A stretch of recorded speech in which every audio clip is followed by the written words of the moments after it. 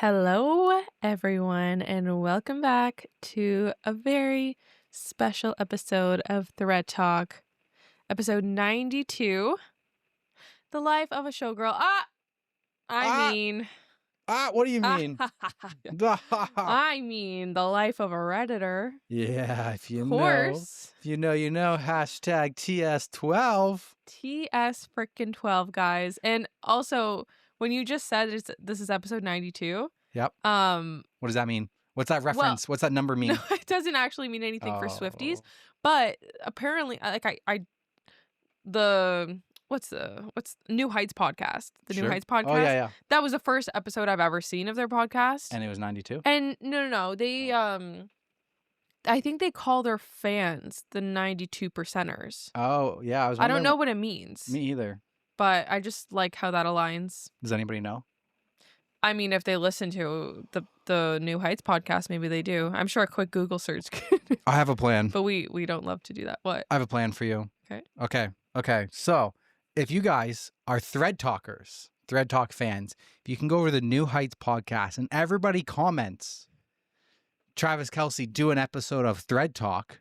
Of ThreadTalk? Yeah, like get him to come on our podcast. Oh. We'll get Travis Kelce on. We'll befriend Travis Kelce. We'll just make him our target. Yes. And then maybe somehow we accidentally slip into Taylor one time. Taylor. Yeah. Woo!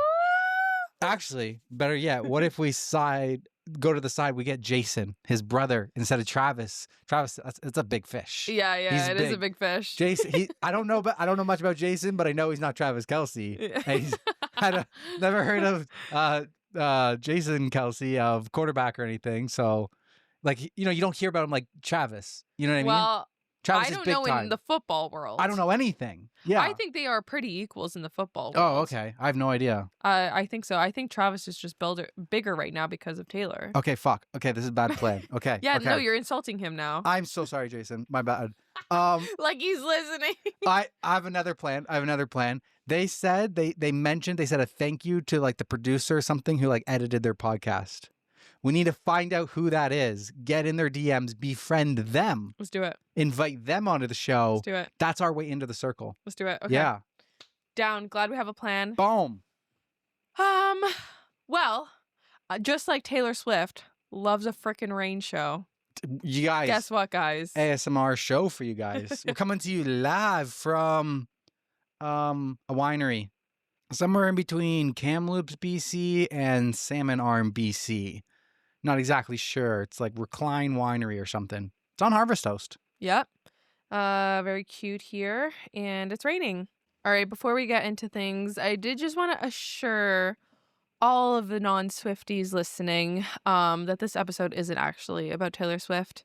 We just need an excuse to use the title, The Life of a Redditor, because we love Taylor Swift. So exactly. And I'm wearing the orange and green that's kind of close to mint green, but not really. Denver's is kind of closer to the mint green, so I appreciate the effort there. Yeah. It's TS12 effort.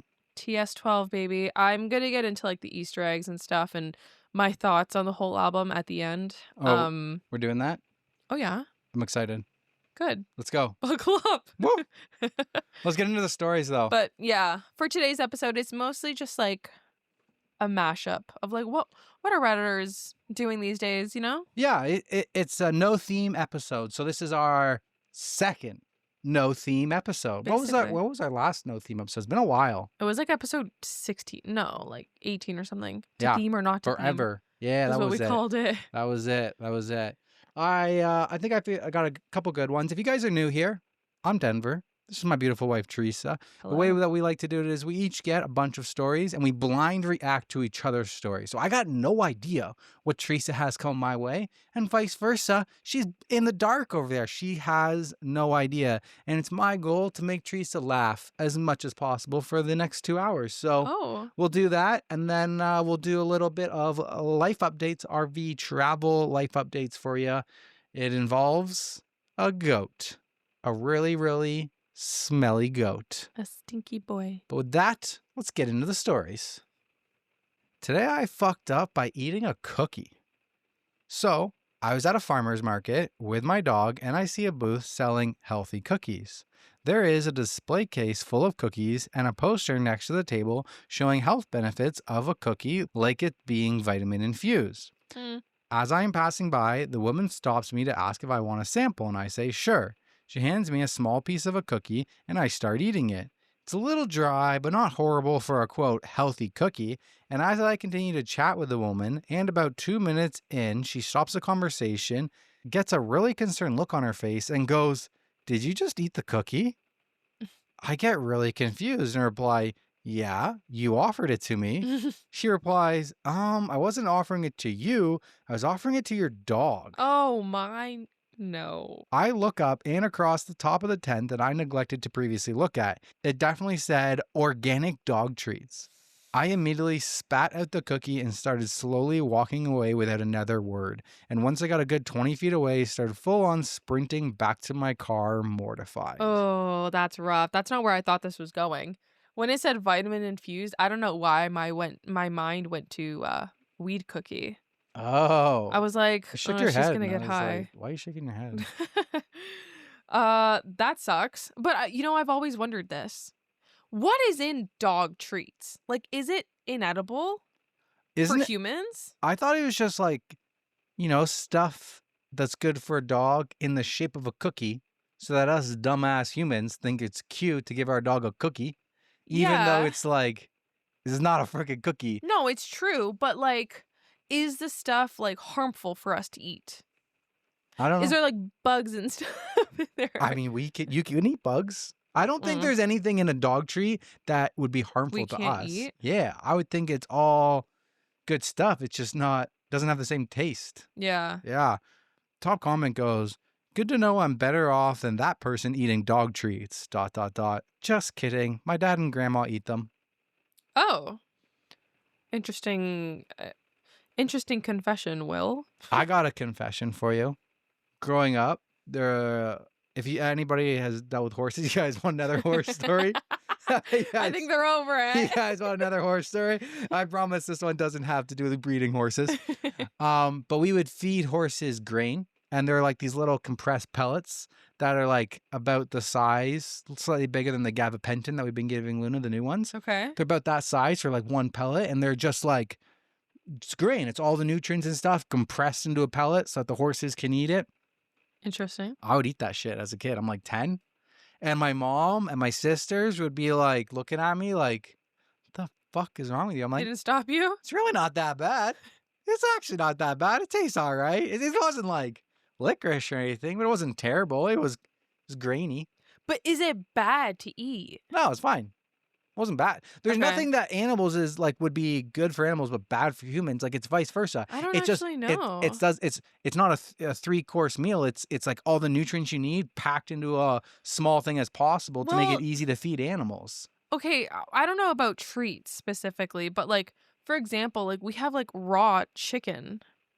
It's like air dried chicken for Luna's food. You could eat it.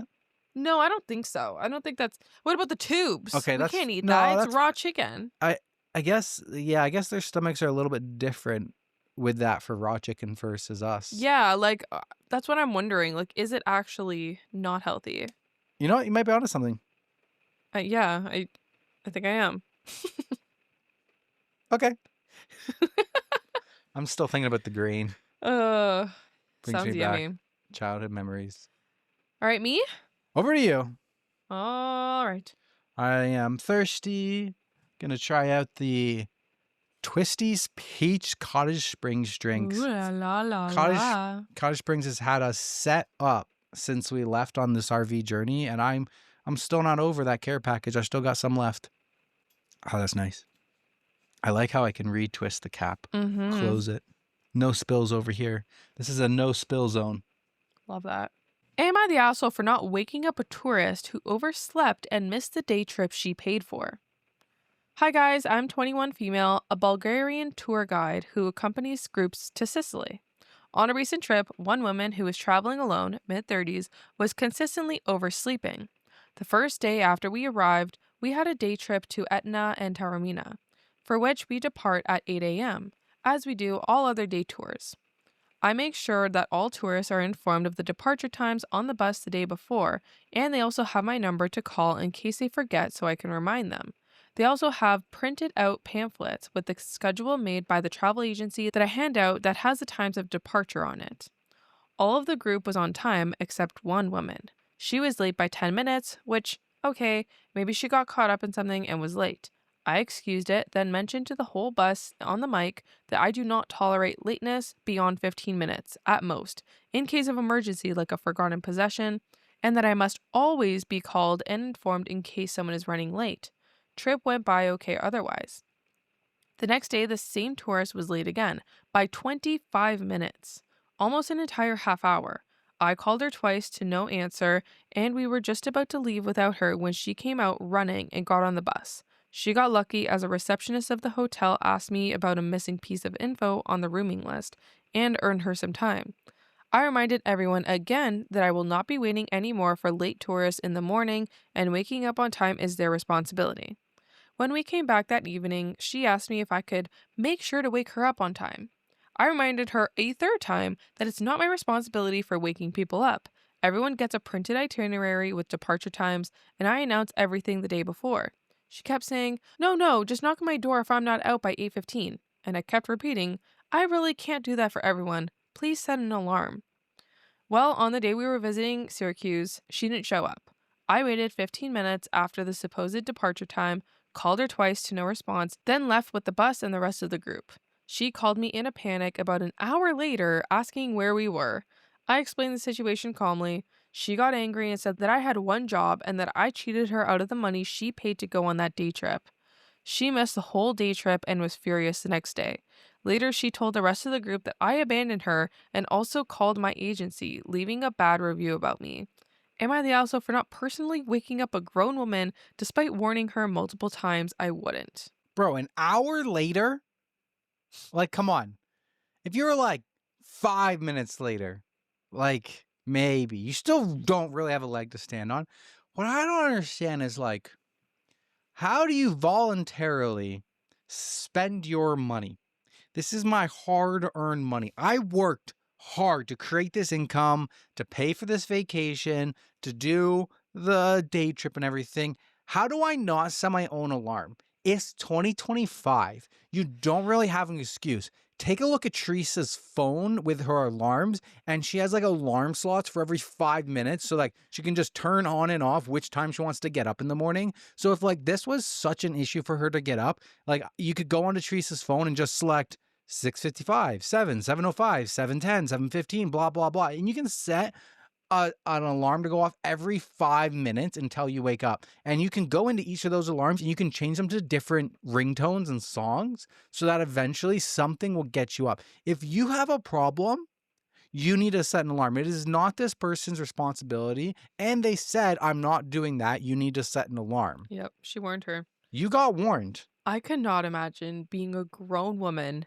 asking another grown woman to knock on my door, like a total stranger, to knock on my door and be the boss of me, like Yeah. I'm a child, Right? and make sure I get out of bed. No, That's so wild to me. that's craziness. The delusion. The delusion is Bro, then she's an real. hour late. Like, Yeah. I could. She's like, where are you? Yeah. Girl, Are you dumb? you are so disrespectful. Like, you were gonna make me wait with a bus full of people. Us and everybody were gonna wait for an hour for you Yeah. because you couldn't put an alarm on or you couldn't wake up to an alarm. Like, there are other options. Like, Yeah. you gotta deal with that. Like, what do Maybe- you do for your job? Yeah, You don't have to exactly. wake up at a certain time. Yeah, like what? Like, It's.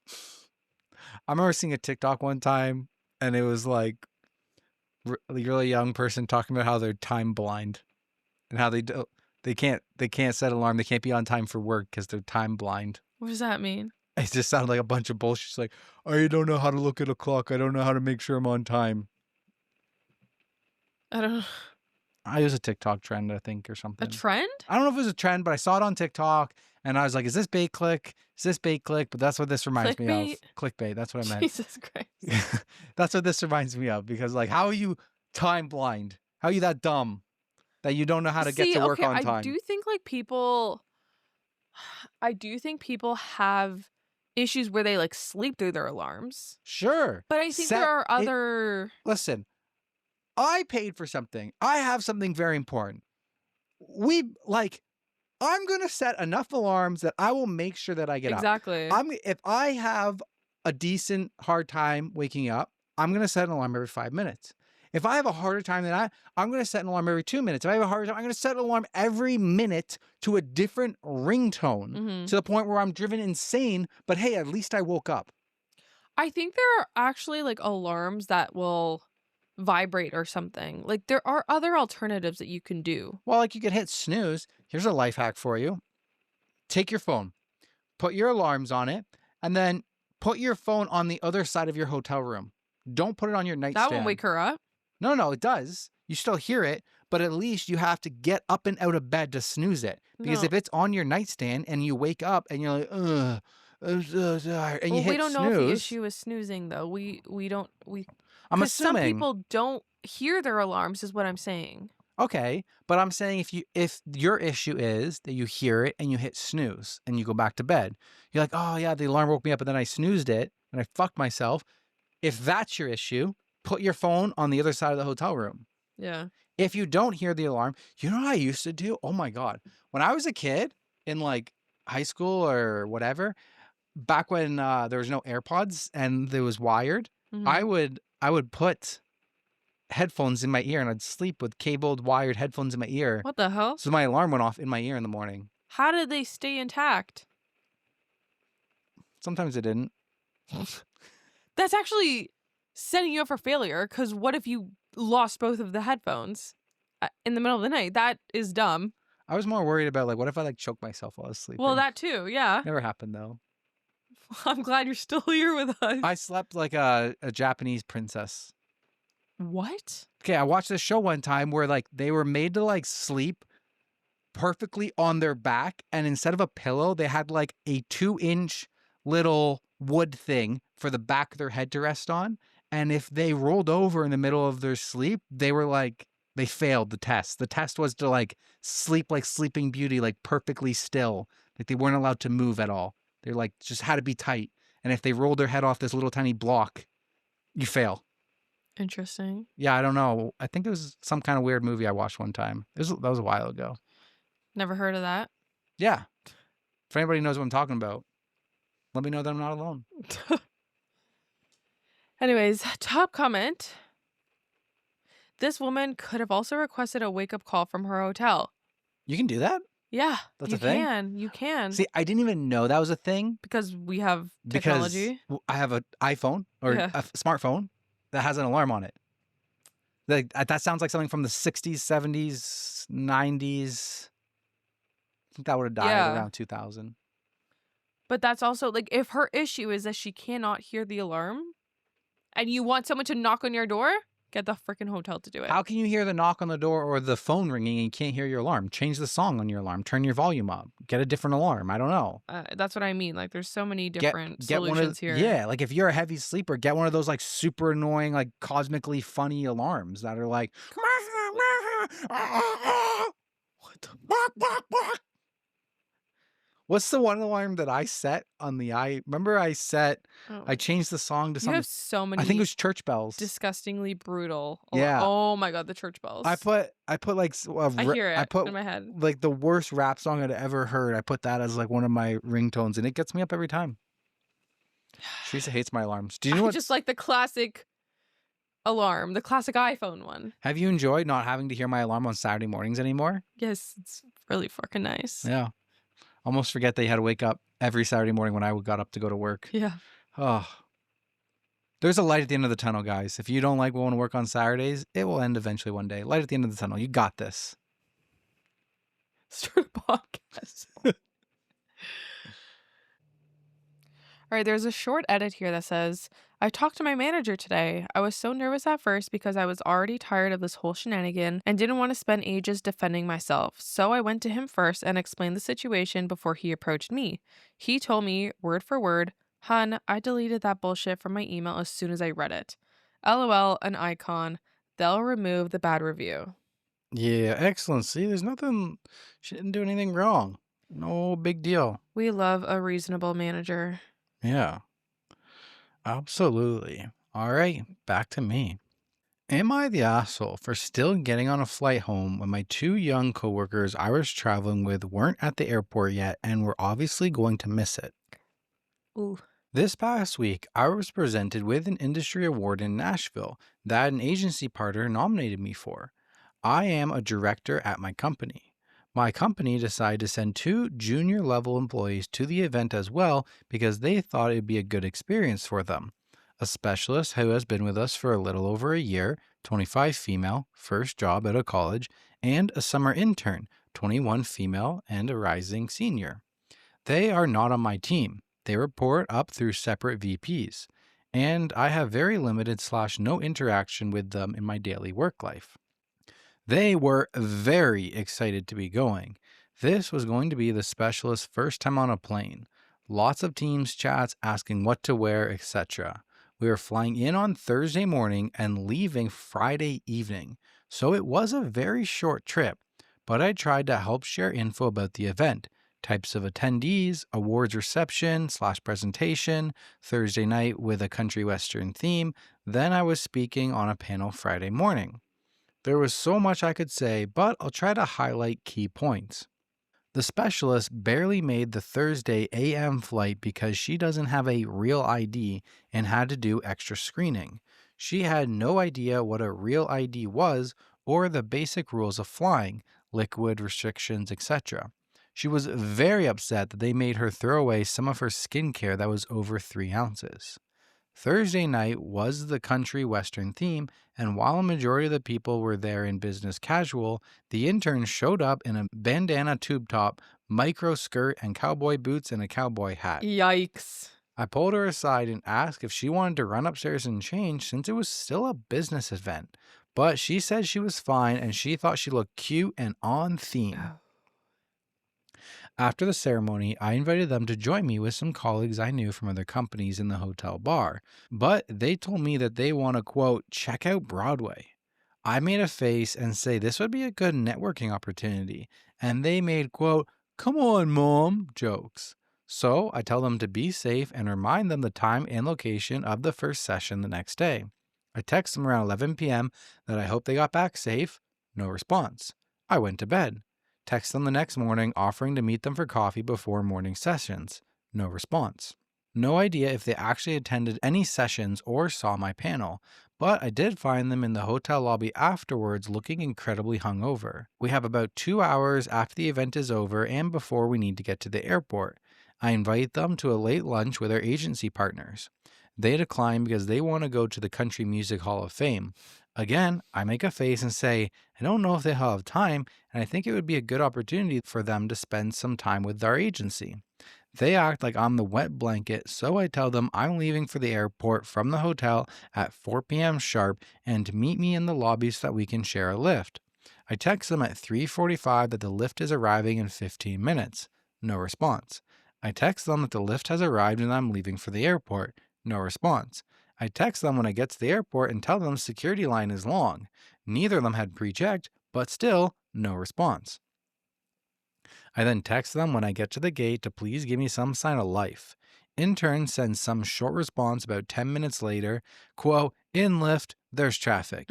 Nothing else. I text them the flight is starting to board. No response. I text them when I'm in my seat that boarding is about to end. No response. Doors close. They don't make it. I put my phone in airplane mode. I then land a couple hours later to a barrage of texts from them. They're, quote, stranded in Nashville. Don't know what to do, how to rebook, who to call for help, etc. I also have an angry voicemail from the specialist mom that I, quote, abandoned her daughter in Nashville. She has never flown and has anxiety. She's having a panic attack at the airport and needs medical attention. She could be human trafficked? Question mark, question mark, question mark. Huh. I call the specialist and the intern back. Both phones ring, but neither pick up. Text to see if they were able to rebook. No response.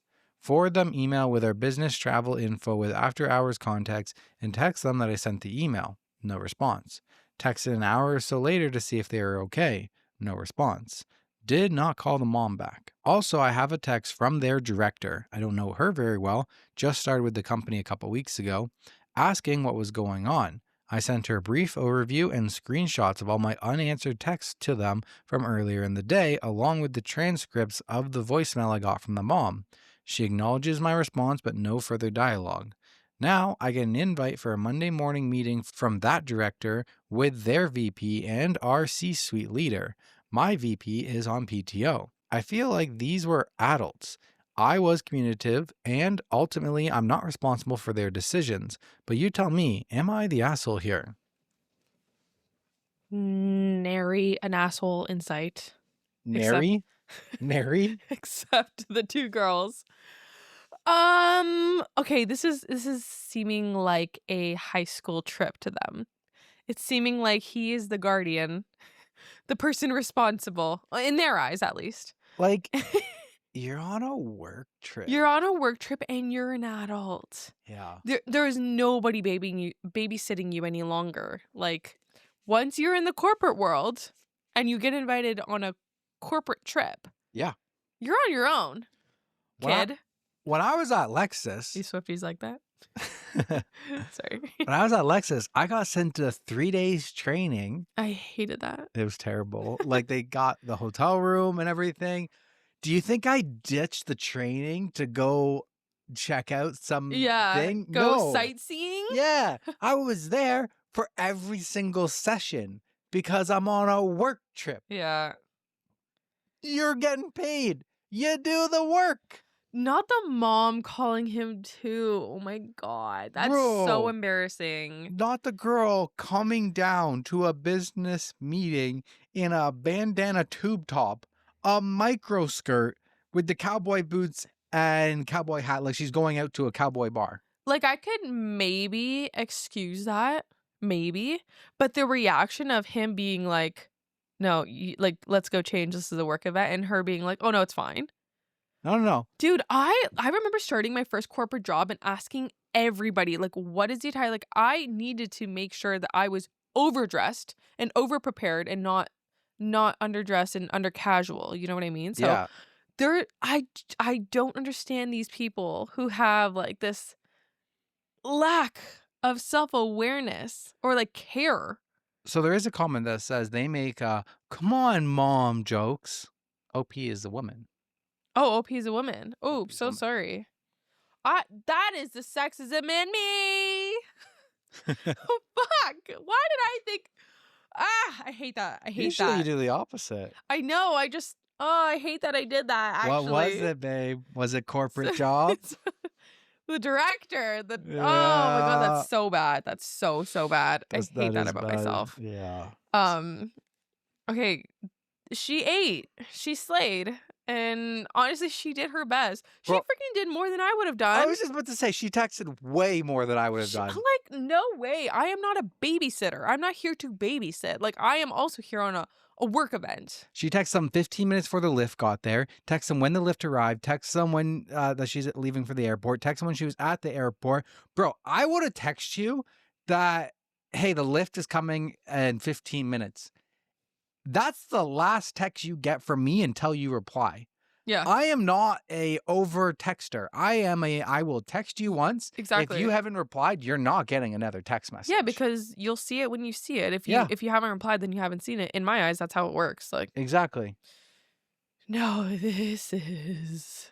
So one of the top comments says, I think that OP went incredibly above and beyond here, considering that it was a work event she was receiving an award at. So to have these junior idiots causing any type of fuss was really an unnecessary hassle for her when it should have been a personal celebration. Yeah. Especially when they weren't even junior idiots from her team. Exactly. They're like, these are junior idiots that I've never freaking met before. I've never worked with before. It's a weird dynamic. And they're getting put. I would be like, I don't know. I feel like I'd be kind of pissed that like I'm going to receive a award and I get these two jackasses tagging on me. I don't even know they're jackasses yet. Yeah. Okay, can I make the prediction for the update before we get into it? Yeah. Because I just don't think that she's going to get in trouble here. Like, I can't, you know what, maybe she will. I don't know, because she did mention the fact that she's new to the company. So I just feel... No, she's not new. The person who is new is their boss. Let me reread that. Oh, I thought she was new. Also have a text from their director, brackets, don't know her well, just started with company a couple weeks ago. Oh, I thought that meant that she just started. Their boss just started. That would make more sense because Yeah. she's receiving an award. She's receiving an award. She's been there for a while. Yeah, that makes sense. Yeah, Okay. yeah. Well, if that's the case, I would think honestly, actually, if she was new, I think there would be worse ramifications for her. Yeah. I think, like, I don't know, because of the whole What is she supposed to do? Go knock on their frickin' hotel room and drag him by the ear down to the lobby? You want to Yeah. go get shit-faced wasted when you're on a work trip? Like, I go- completely agree, I but would I just just know watch 'em sink. corporate is like cutthroat. Like they don't give a shit. Like they literally do not give a shit about you. So Yeah. I do feel like, I don't know, if it was someone that Depends. was new that this happened to, it wouldn't let it slide. But considering she got an award and stuff, I don't know. I hope the outcome is that they don't give a shit. Yeah, there's even a part that OP says, I made a short acceptance speech after getting the award. I worked really hard on it and practiced a lot. It was only like 90 seconds, but I asked the specialist and the intern to film it for me because I wanted to share it with my team members who helped me with it. Left my phone with them and everything, but they, quote, forgot. And that kind of upset me. It's obviously not the end of the world, but like, come on. She gave them one task. What? Pull out my phone, hit record, and fucking film me say my 90-second speech, please. They couldn't even do that. This is also very telling of like their work ethic, because this is not. What work ethic? They show up, they dress to get shit-faced, and they go to see the city's attractions instead of doing work. There was no work ethic. I feel like this is just, it shows how they're gonna like handle this job. Like they don't know how to communicate. They don't have like basic core human skills Mm-hmm. to like maintain a job. How do they still have they're about to lose their jobs. I hope so. No way. No way. What? Does it keep their jobs? Oh, okay. All right. So an update comes one day later. This whole fiasco has really changed my Reddit skills, lol. Here's my update after my meeting this morning. The meeting is now over. The CMO didn't join. It was just another VP and director plus the internship coordinator who is in HR. VP asked all the questions. It was over Teams, on camera, recorded, almost comically formal, like I was being deposed or something. During the meeting, I was asked to recap what happened, starting from when we arrived. I was prepared, had all my key points, kept it factual on my actions, no speculations on their actions. I shared my phone screen live, went through the text messages with timestamps and the voicemail from the specialist's mom. I was asked if I had requested or encouraged the specialist to put any expenses on her P card. This question took me by surprise. I said I didn't even ask or consider that she had a P card. And besides the lift from the airport to hotel, which I scheduled / paid for, I was never outside of the hotel / official conference activities with either specialist or intern that would have required any sort of payment. I did say I would consider it to be her line manager's responsibility to make sure she understood our travel and expense policies prior to traveling. I was asked if at any point I had reached out to anyone at the office about anything that was transpiring, to which I said no, I certainly intended to when I returned, but we are talking about everything that happened within a 32-hour-ish window. All while I was trying to focus on what I was sent there to do, participate as a panel member at the conference, attend to other presentations, take advantage of face-to-face time with our agency, and accepting my award. I said I felt like it was reasonable to believe any other attendees would have expectations for participation and outcomes set by their leadership team, especially when coming from another department, where I wouldn't be knowledgeable about their goals and objectives. Similarly, if there were different expectations of me based on other company attendees, I would expect that to be clearly communicated in advance. I was not asked if I thought intern and or specialist should receive any sort of reprimand, and I didn't feel comfortable trying to interject something like that based on the flow of conversation. I am under the impression that they're meeting with the special and intern separately, but my meeting was first. After the meeting, I debriefed with a trusted colleague who shared the following from Friday, quote, water cooler chats. That's so triggering. Why? I have a water cooler chat at work. What the hell's water cooler chat? It's like a group chat that's related to everything but work. Oh. I definitely offended intern by pulling her aside about her outfit. She posted it to Snapchat with a caption about it, and some other intern/employees saw it. Dying to know what exactly it said, but Coworker said everyone who did see it agreed it was inappropriate for a work event. This was posted in a company water cooler chat?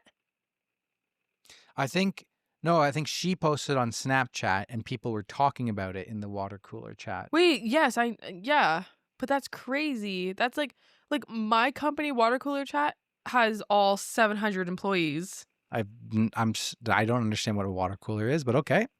It's just a group chat that is about other things besides work. Oh, interesting. Allegedly, Specialist Mom had once called the previous director about specialist working hours. It is known that several months ago, the specialist was pulled off a high-profile project team. Apparently, when she was asked to put in some evening and weekend hours to meet a deadline, her mom called the director and complained. Don't know if I believe this to be true, but mom stepping in could be a pattern. What I'm hoping helps validate my testimony is separately on Friday, one of my agency partners I was with emailed my CMO about a conversation we had after the ceremony on Thursday evening with some ideas he had. Typically agency salesy stuff, but he has also unknowingly corroborated my alibi on Thursday night. So that's where we're at. Last night, I had to convince myself this would all result in me receiving a big apology or acknowledgement of wrongdoing and that I shouldn't have had to deal with this, etc. But I didn't, which makes me feel like this is still a bit unresolved. I did send all my notes to my VP on Sunday, but his PTO is medical related and I know he's not really able to check in, so I'm just keeping my head down until I hear anything else. This really sucks for her that she got like wrapped up in all this drama. Yeah. She did nothing wrong. Right? She just got sent there with two freaking dickheads. Yeah. The mom calling multiple times is crazy.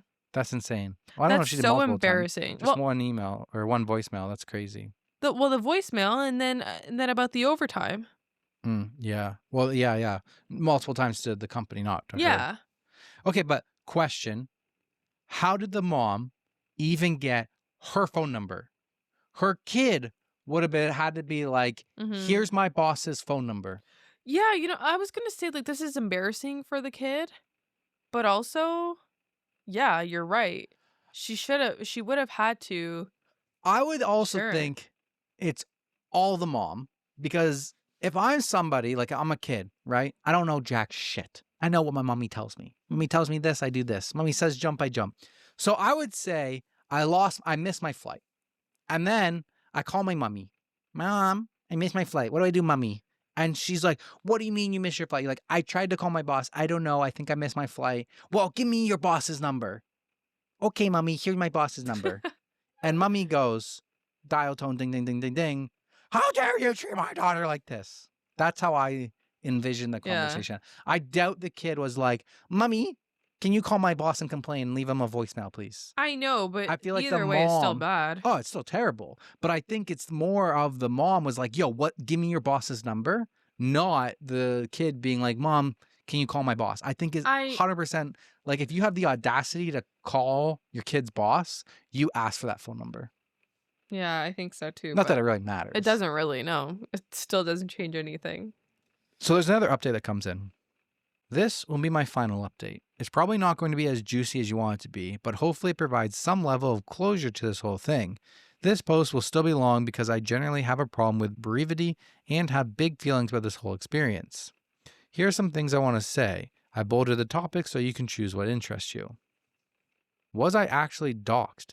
Yes. While I received many incorrect guesses at my true identity, there were a couple that were correct. And holy shit, that's scary. I don't know what compels a person to go to such lengths to try and figure out who a random internet poster is, but maybe don't spend your time doing that. Unless it's someone threatening to shoot up a school or bomb a concert venue, of course. Take those despicable monsters all the way down. but I'm just an elder millennial trying to navigate imposter syndrome in corporate America, pay my bills, and generally be a good person so that one day I can hopefully retire and rescue a borderline concerning number of geriatric Pomeranians. Very unworthy of your CIA caliber sleuthing. Please make friendship bracelets or try diamond painting as a relaxing hobby instead. Or join the actual CIA and take down the would-be school shooters and concert venue bombers. Oh my gosh. I relate to that so much. Has anyone from my job seen my post? Yes, in some form. More than one person, in fact. Perhaps naively, this was something I never even considered would happen. It's Reddit. It's anonymous. And everything is cycled through in about 24 hours, right? But as soon as the reaction videos started coming across my For You page, a People magazine web article, and all other ways this thing took a life of its own. Not gonna lie, I had pretty severe panic about this. Like, wow, I handled the situation as best as I could and came out relatively unscathed. But me seeking validation of internet strangers will be what takes me out in the end. So far, I have not been reprimanded over it, but I accept whatever comes of it. Not my most professional move to air out others' not most professional moves on the internet, and I will seek a healthier outlet in the future. Maybe I'll make friendship bracelets or try diamond painting. Did you choose this for the Taylor Swift episode? Will specialist and or intern be fired? To my knowledge, they are both still employed, although today is the official last day for the entire summer intern cohort. I know how I would handle one of my team members if they did this, but I trust they will never, ever, ever, because they're sensible and smart and amazing and probably reading this. But for these two, it's not up to me to decide. And while I take full accountability for bringing all of this on myself, I'm at the point where I'd very much like to be excluded from this narrative within my actual place of work. Okay, she's a Swiftie.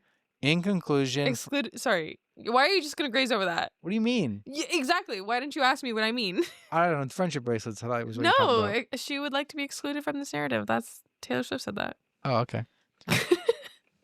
Nice. In conclusion, for everyone who commented and sent such nice, supportive messages, thank you. Sincerely, I did get some good advice and I'm glad I could help you temporarily escape into someone else's work drama.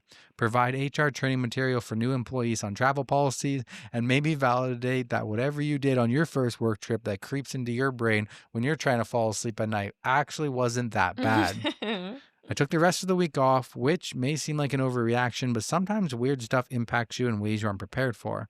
I'm going to use that time to rest, do a bit of reflection, and look at pictures of geriatric Pomeranians. That's so good. Yeah.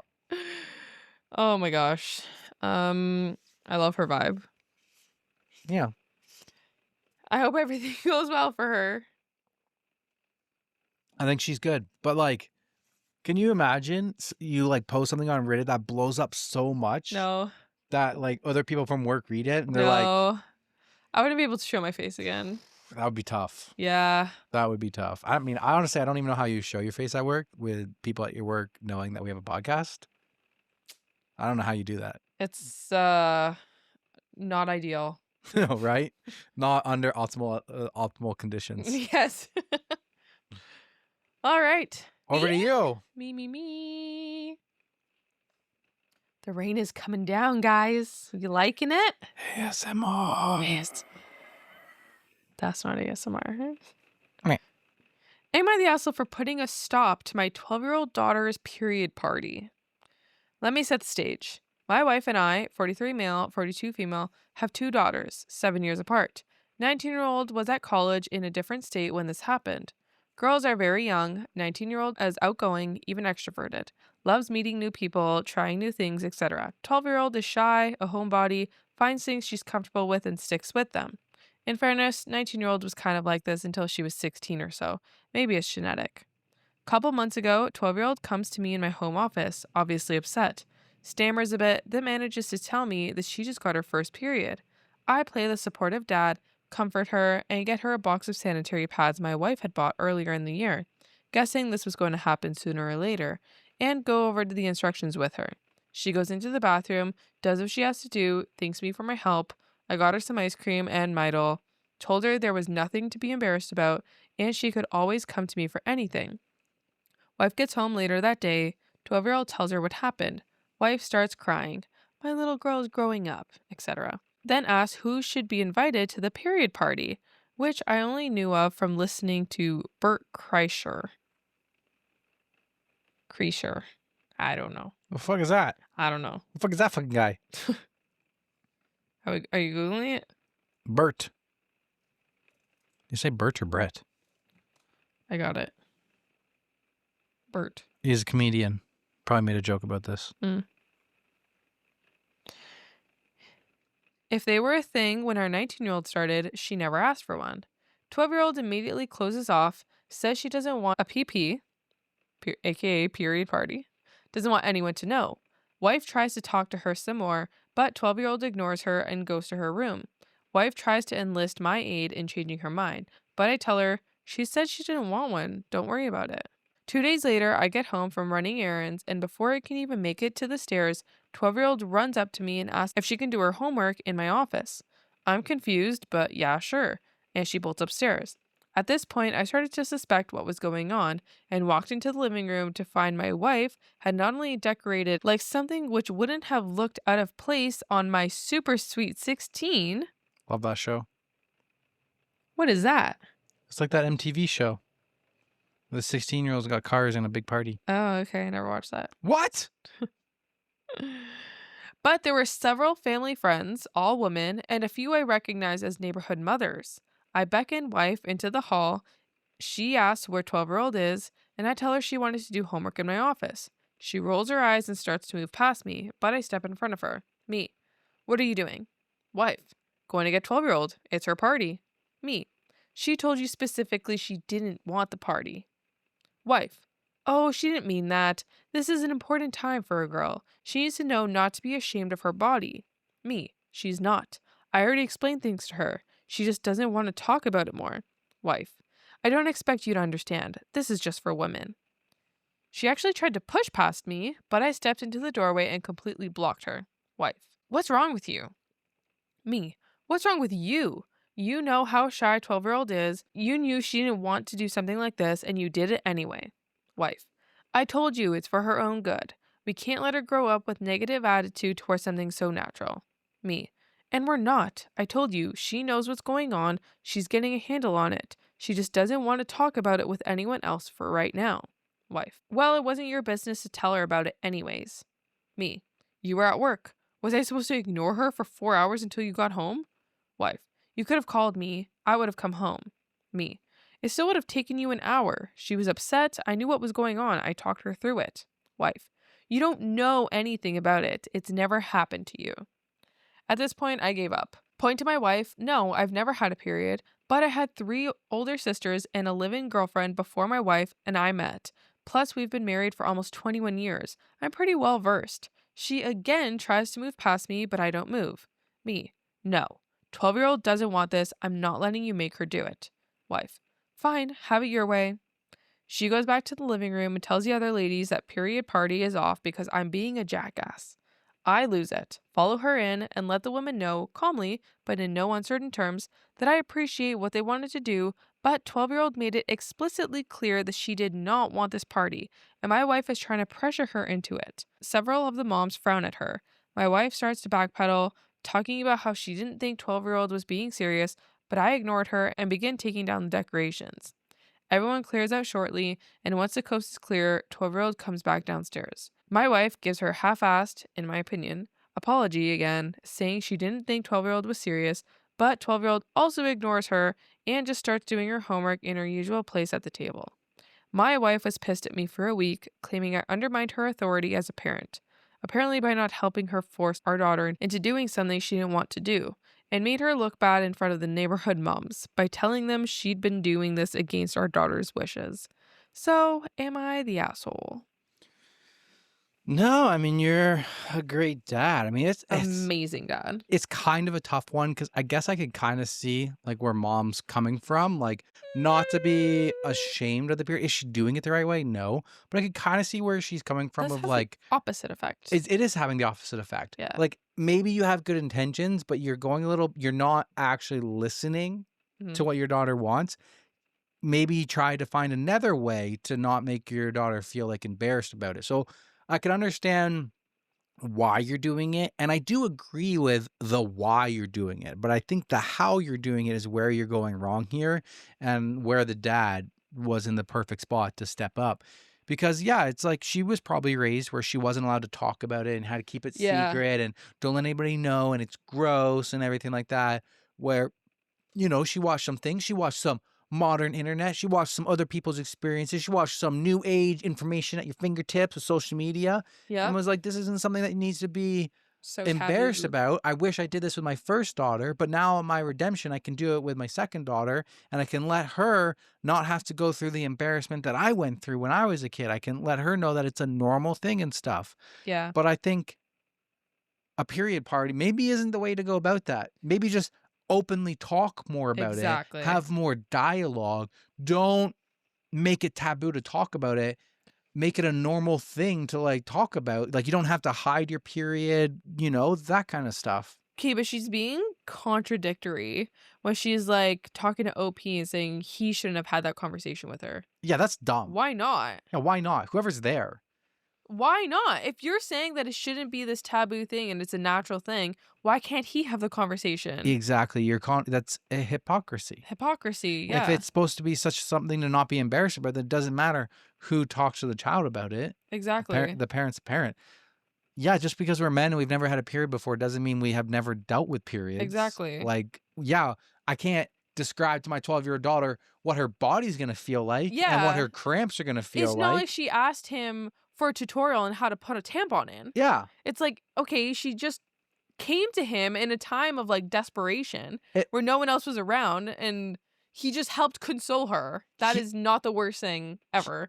he If- did more for her to not feel embarrassed about it than her Yes. mom did. Exactly. Her mom was like, let's announce it to the whole neighborhood and bring all those people over. And who the fuck were all these people Neighborhood moms. at the party? They're like, I thought it would be like, oh, they're like schoolmates, like it's like a birthday party, but with only the girls. Oh, that would be so much worse. Right? That's what I thought it was gonna be. I'm like, that's fucked up. But now it's like, wait, it's only adults? Is this a party for you? Yeah. It's not a party for your kid. What kid, 12-year-old, wants to be a party at all the 40-year-old adults? That's what? Yeah.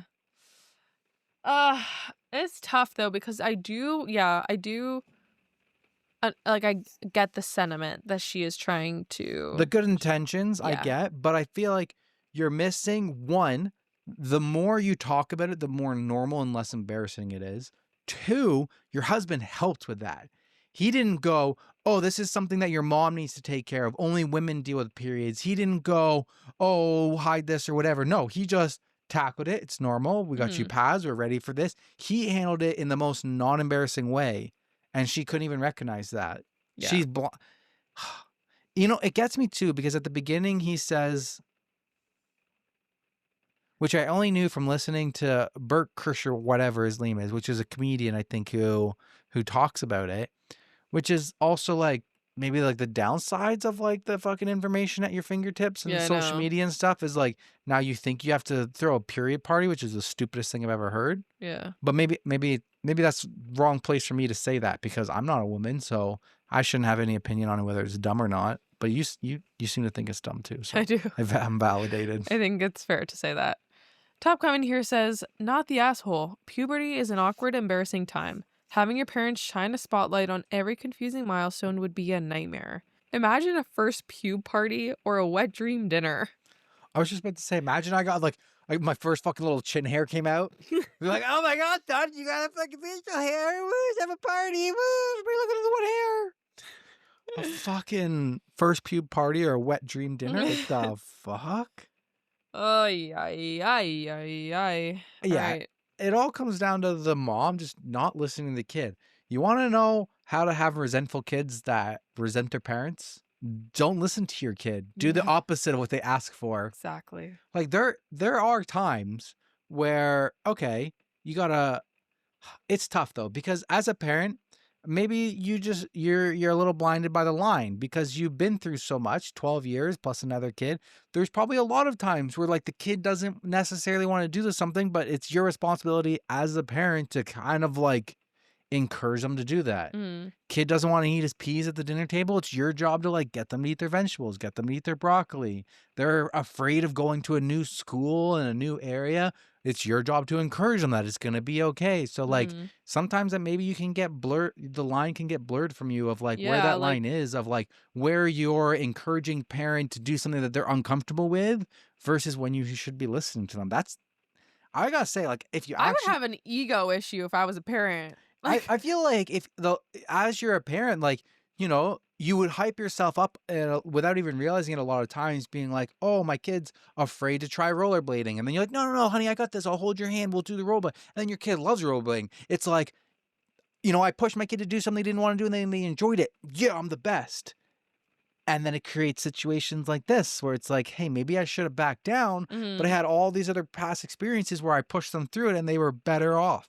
Yeah. So I mean, that's gotta be such a hard thing to balance As a as a parent. Yeah. parent. That's crazy. I never thought of it I like never thought that. of it like that either, but like, goddamn, because like you can never just say like, oh, your kid doesn't want to do anything. Your kid will never try anything new. I bet you no human wants to do things that they don't already know how to do. Yeah. That's just human nature. So if you accept that from your kids every time, they'll never grow, they'll never learn. But then when is the line where you're like, okay, this is taking it too far? Yeah. Yeah. And it would be hard to see it because you're biased now. Exactly, because you're like, that was a win. That was a Yeah. win. Yes, every single thing I encourage them to do, they love it. It turns out better. Yeah. Yeah. Wow. That's a good perspective. Never thought of it like that. Is that like philosophy? What? Is that a philosophy drama Oh, question? is it a Is that like a philosophy? philosophy question? I feel like that's like philosophy. Philosophy. What a Falafel weird falafel word. waffle. Falafel waffle. Falafel waffle. What's a falafel waffle? A waffle made Ma- of falafels. Yes. What's a falafel? A falafel? Yeah, It's a like a Middle Eastern. that's actually a thing. A falafel? Yeah. I was just saying funny words. Are you lying right now? No. You don't know what a falafel is? What's a falafel? That's like PH waffle? Like falafel? They're made of chickpeas. Maybe that's why I made it up because I had heard it before. Like that's why I like said it I've randomly. had falafels before. I'm pretty sure you've had falafels So that's probably before. why it rolled off my tongue because it's familiar to my subconscious. Okay. Okay. There's an update. Cool, cool. Hey everyone, thought I'd post an update. Yes, it's quick, but it's just a further explanation plus some commentary. How to split it and... First, I'd like to thank everyone who supported my decision. Second, to those who decided I'm AI or use ChatGPT to write this, nothing I can say will convince you one way or the other, so do your thing, man. Third, I'm not going to divorce my wife or anything like that. She's an incredible woman and, as corny as it may sound, my one true love. She's been an amazing mom, never done anything like this before, wasn't planning on posting it to social media, she barely even uses Facebook. She just made a misstep here, for reasons which I will get into shortly. I can't respond to every comment, but I'll expand on some which caught my attention.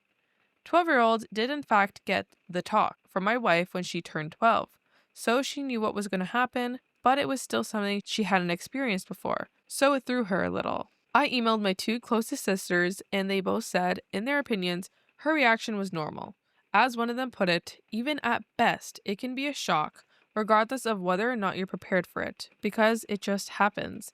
And even if you felt PMS-style symptoms without ever having felt them before, you might not guess what they are until afterward. No, I did not notice the decorations being put up. I had to go out and run some errands related to my work, was gone for about 3 to 4 hours. More than enough time for my wife to decorate.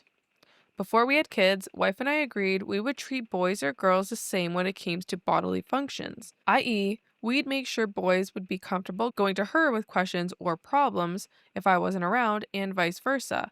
And over the years, we would keep up with the age-appropriate literature so we'd be equally informed. Just so happened we only had girls. Around 10 or so, when they started wanting more detailed explanations of where babies came from and such, we always conducted such conversations as a team, making it clear to each of them they could count on either of us. That being said, there have been some things which I never took part in. For example, the 19-year-old never asked me to take her bra shopping. That was all my wife. She did, however, occasionally ask me to pick up tampons or such in the years before she went to college. No, 12-year-old did not wait to tell me. It happened right after she got home from school on a half day. Wife works 10-hour shifts, so she wouldn't have been there for another 4 hours. 12-year-old has always been closer to my wife than me. 19-year-old was closer to me than wife. But I was who was available. I'm sure that if we'd both been around, 12-year-old would have gone to her mom. I wasn't trying to claim the dialogue was verbatim what we said. My memory isn't that good. But the general tone is there, and some of it I did in fact remember word for word. So after a few days, things around the house went back to normal. Wife cooled off, 12-year-old began talking to her again, and they didn't appear to have any issues. Except that 12-year-old began coming to me more often about things instead of her mom. Wife obviously noticed, as they'd been very close before this, and was hurt, but said nothing. I guess she figured she deserved it. Finally, one day after I got back from taking my 12-year-old to school, wife asked if 12-year-old was still angry with her. I said I didn't think so, and wife just kind of deflated. She looked so miserable that I actually got worried and asked if she was still angry. Wife said no, then admitted that she'd fucked up and gotten too into the concept of what others here have called menstruation celebration, which is a great phrase and even rhymes. Said she's been so focused on making sure 12-year-old has a positive experience that she brushed aside her reluctance to take part. And in my wife's defense, 12-year-old regularly does this. She'll say she isn't looking forward to doing something, but if she pushes past her shyness and takes part, nearly always has a good time. See, that's what I'm Yeah, saying. that's That's exactly a what you tough said. thing to deal with.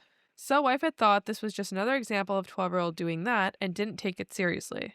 Then wife said something which threw me for a loop. She asked me if I thought 12-year-old hated her now. I was stunned and automatically replied, of course not. She's just... And then I kind of trailed off because I didn't really know what to say. Upset was what I finally settled on.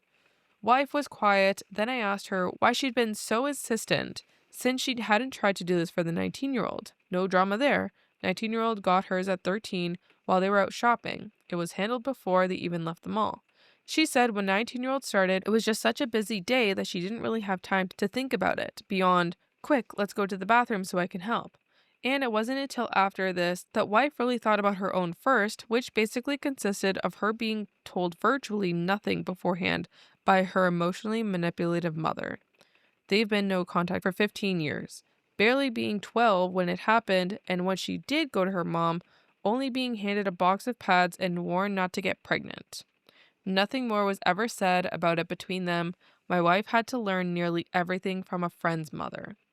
Yeah, that old woman is a piece of work.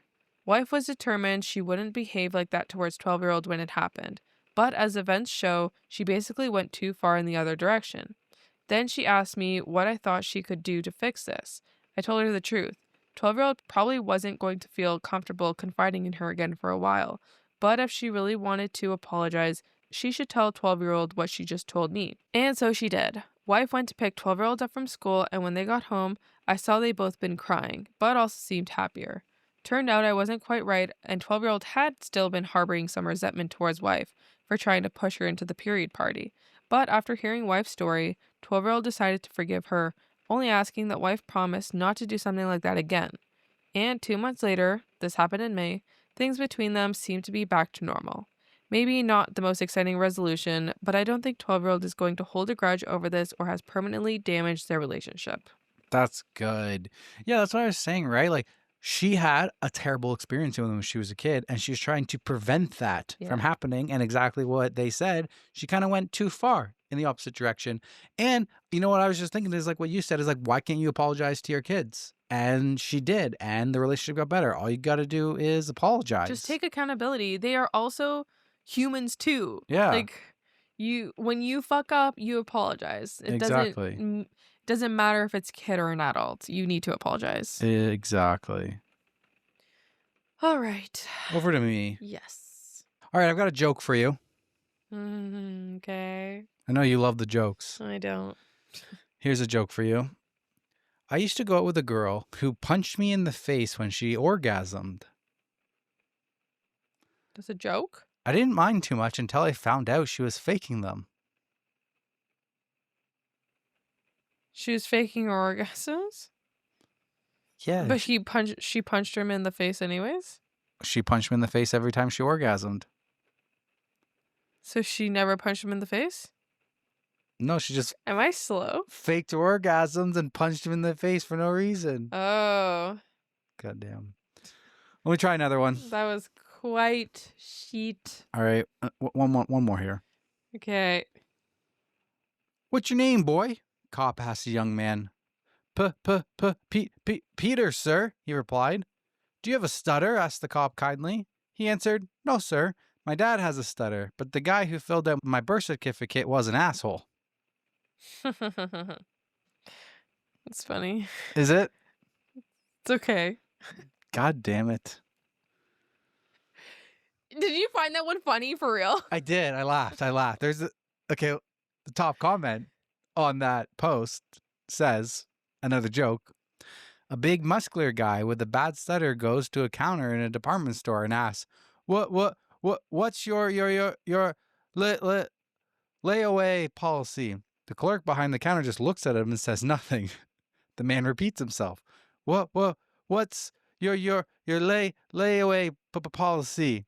Again, the clerk doesn't answer him, and the guy asks several more times with a stutter, and the clerk just seems to ignore him. Finally, the guy gets angry and storms off. The customer, who is waiting in line behind the guy, asks the clerk, Why wouldn't you answer that guy's question? That's just mean. The clerk answers, Do you think I want to get my ass kicked? I do not get it. God damn it. Because he has a stutter. Yeah. And if he replied with his stutter to the big muscular guy, he would think that he's making fun of him for his stutter. Oh. Not that he has a stutter himself. He would think he's making fun of him. Oh. So he's like, I choose silence. Ha! I God can't damn. stand these jokes. Bro, I can never get Teresa to laugh. In the early episodes, I used to do one joke per episode trying to get Teresa, and then I just kind of gave up after a while, and I thought I'd try again. They're really weak. All right. Give us your jokes in the comments. Yeah. And Denver will read them to me, and I'll see if I laugh. There we go. All right, this one's coming from Pro Revenge. You might be able to relate to this one. Mm-hmm. Tricking my slacker coworker into sabotaging himself. I work in an office with a guy I'll call Seth.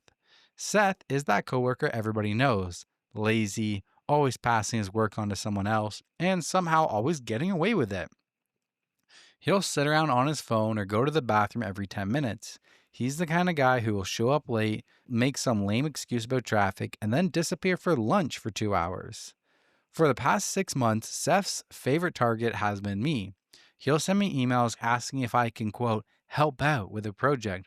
But what he really means is, quote, do all the work while I take the credit. I complained to my boss a couple of times, but somehow Seth always manages to weasel his way out of trouble.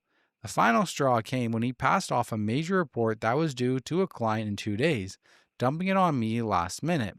One day, I casually asked him if he was good with Excel, and he admitted he didn't know much about it. Perfect. The next time Seth tried to dump a bunch of his spreadsheets on me to organize for his next report, I agreed. But this time, I embedded a series of hidden formulas into the documents. These formulas didn't do anything important, just enough to mess with the numbers if someone didn't know how to check for hidden cells. It took me a little time, but I was careful not to make it too obvious. The kicker?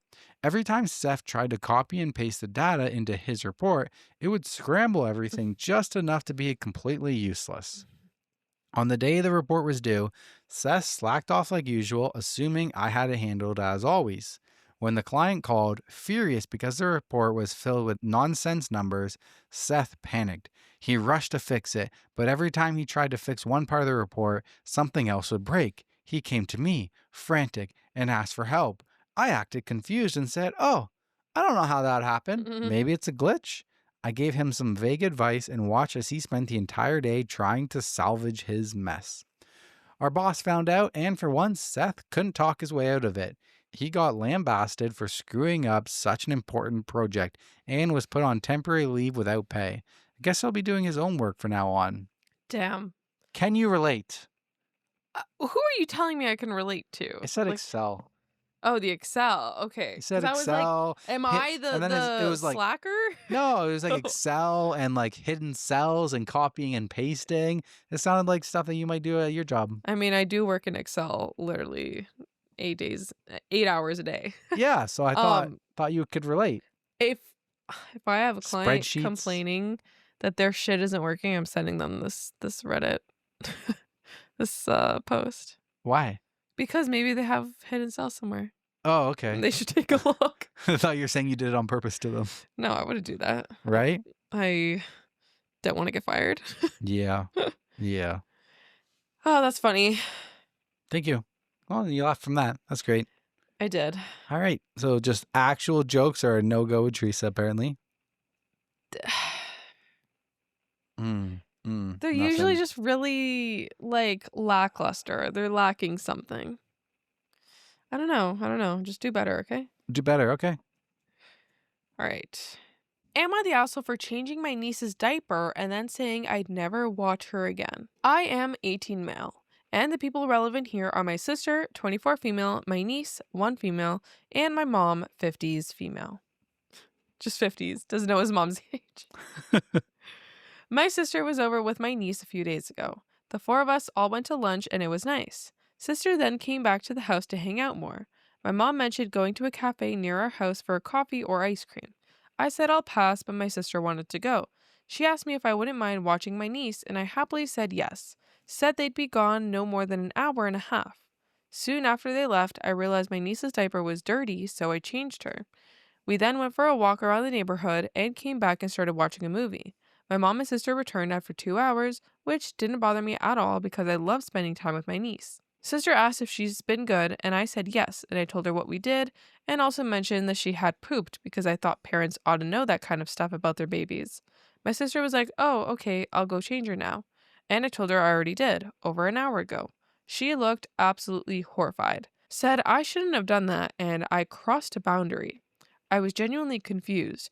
My sister has never acted like this before. I asked why, and she said that a man shouldn't be changing a girl's diaper.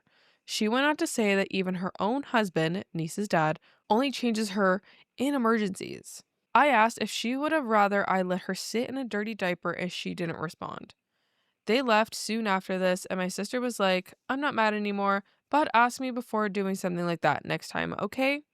I told her there wasn't going to be a next time, and I wouldn't be watching my niece again. I said I'm not watching a child if I have to ask whether it's okay for me to change their diaper. If a child under my care has a dirty diaper, I'm changing it, so I won't watch her again. She left upset. My mom was witness to all of this but stayed quiet. When my sister left, I asked what she thought. She said I absolutely did nothing wrong, but that she also understands where sister is coming from. I feel gross about this whole thing. Makes me feel weird that my sister acted this way about me changing a literal diaper. I love kids and I'm going to college for a career in healthcare and will literally be working with children, some of which diapers I will undoubtedly be changing. And this isn't even a matter of not knowing how to properly change diapers for female anatomy. My girlfriend and I babysit her little cousins probably at least every other week, and I learned to change their diapers if needed, male or female. Am I the asshole? No. I don't know. That's weird. It's like, okay, okay, you're a shitty parent. Yeah. I'm saying it. You're a shitty parent, and not because of like on the surface, but this means that you left your 1-year-old child with somebody, doesn't matter who it is, with somebody, and then you left for like 4 hours, said they'd be gone for no more than 2. an hour and a half, and they ended up going for 2. 2 hours. They were gone for 2 hours. And you left them with somebody, and your expectation was that they wouldn't change the diaper if they pooped. Amazing They point. would let them sit in a dirty diaper. That was your expectation, that the person that you left watch your kid would let them stay in a poopy diaper and would just leave it. That was your expectation. Yeah. That's fucked up. Why would you leave your person? Like that would be like they say, hey, can you babysit my kid? And the person's like, oh, I don't want to change your kid's diaper, so I don't want to do it. They're like, oh, well, it's okay. If they poop, don't worry. You don't have to change it. Just watch them. Oh, okay, I'll do it now. It's almost the same thing. Mhm. You're just okay with your kid sitting in shit for 2 hours. Mhm. Or what? Like, yeah. What if you're gone longer? That is What if such you a got a great flat point. tire and you had to change it? I don't Yeah. know. No, that's such a great point. Um, this is I feel so bad for OP because he must feel like you're making your sibling feel like they are like this A criminal. pedo. Yeah, a pedo. When okay, like what is the difference between like watching the niece, Yeah. like being Oh, around the niece? you left her in my care Yes. for an hour and a half. But you were afraid I was gonna be a weird sicko? Because the diaper came off and I got to take a peek. Like, if I was gonna be a pedo, I'd fucking be a pedo, and I don't need a diaper change to let me be a pedo. Exactly. Like, I'm sorry? Exactly. That Hey, doesn't change anything. It changes nothing. What? If you had those thoughts, you shouldn't have put her in my care in the first place. Yeah, if you actually had those thoughts, then why'd you even leave her to for me to babysit her? You're so weird, so backwards. I'd have the same response. Like, I'm not babysitting anymore. 100%. Yeah.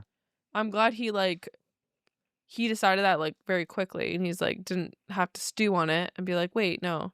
He was like, no, quickly, like No, it's a snap call. Done. I'm not doing this anymore. Easy. Also, like he the didn't fact need that to tank it. yeah, the fact that he sorry, she was saying that her husband doesn't change the diaper either, only in emergency situations. Wasn't this an emergency? Not really. I don't know. Doesn't matter. But like, Doesn't matter if this was or wasn't. My point still stands. Yeah, that's fucked up too. That's so weird. That's weird too. Are you afraid of your husband Yeah. being a fucking pedo? Right? If so, I'm so sorry. Why did you marry him? Yeah. And why did you have a child with him? Exactly. I think this is internal insecurity. I don't think this like projecting. I don't think. I don't think this is necessarily her husband. I think it's just all men in general. Yes. Top comment. And but like also, okay, let's say hypothetically, you're technically not a bad parent for saying, hey, we don't change poopy diapers right away. We let our kids sit in their poopy diapers and they magically don't get rashes and there's nothing gross about it. And kids can stay in poopy diapers for a long time. Whatever.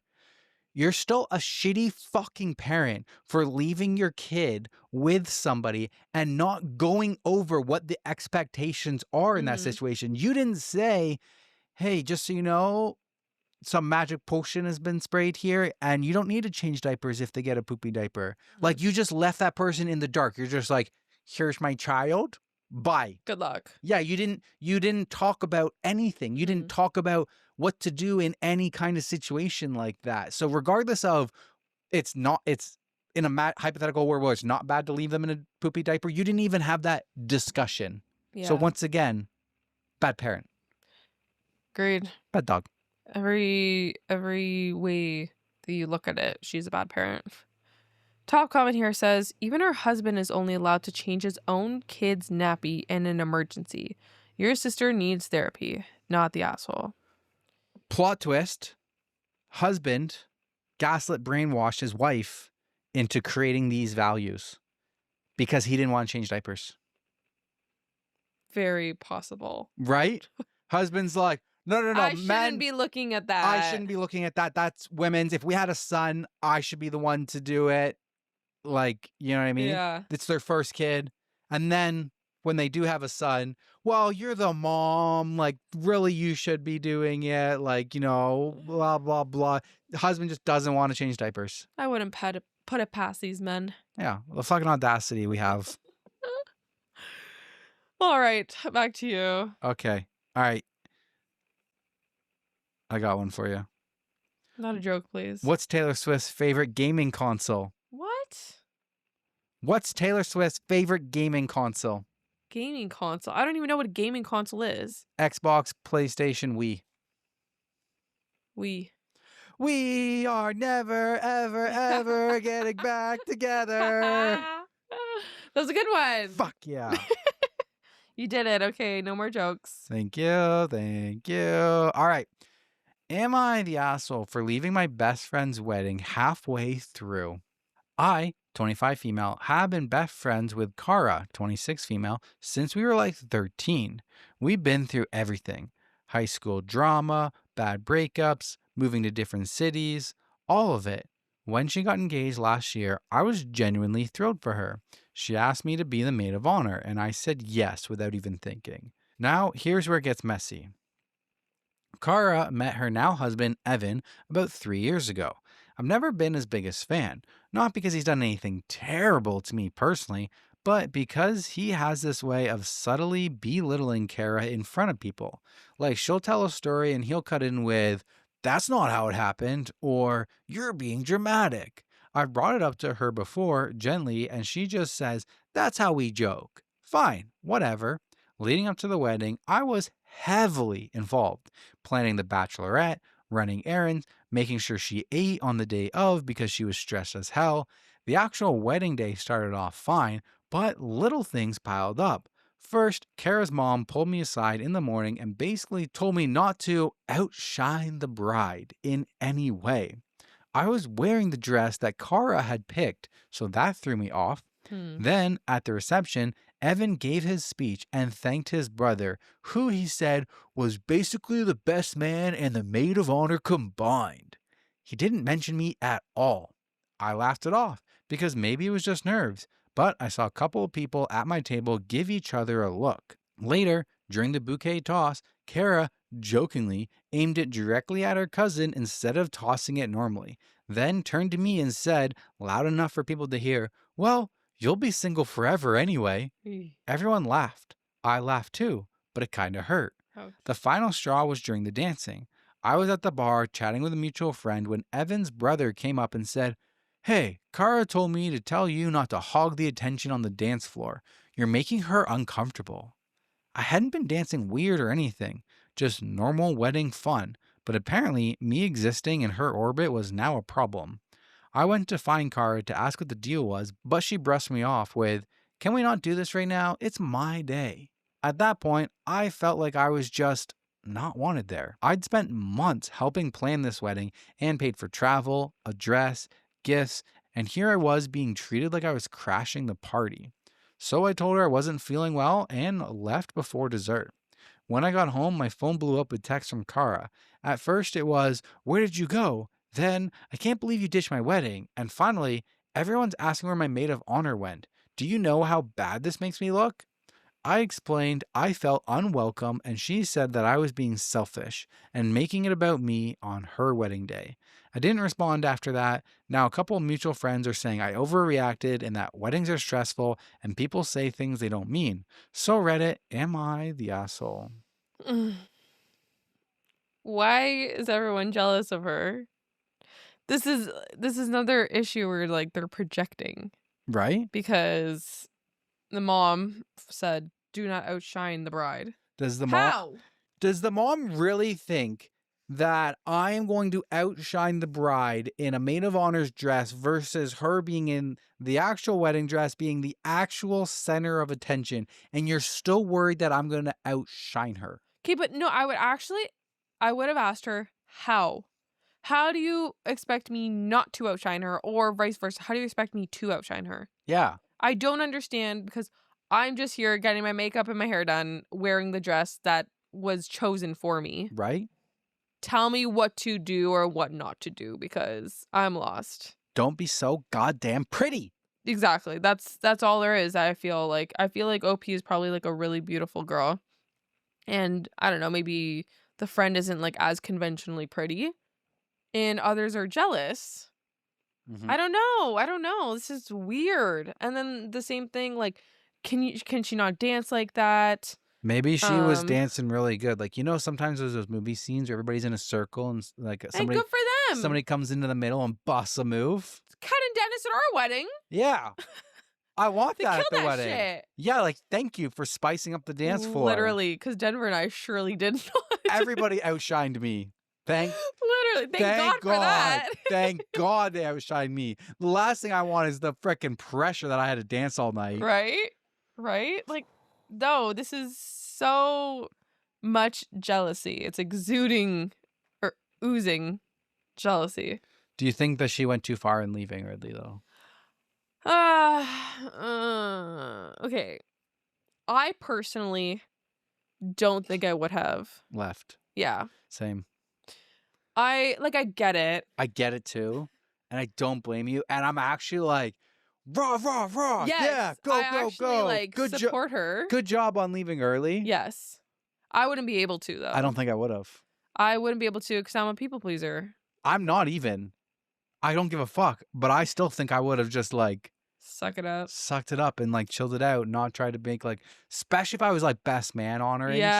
If I was like best man at like Marcus's wedding or something, and he was like, I don't know, kind of being rude on me the night, like, I'm just gonna continue to brush it off until the night's over. And we like, can talk about it later. Yeah, like when the night's over and people are leaving, Yeah. I'm gonna leave at the earliest appropriate time.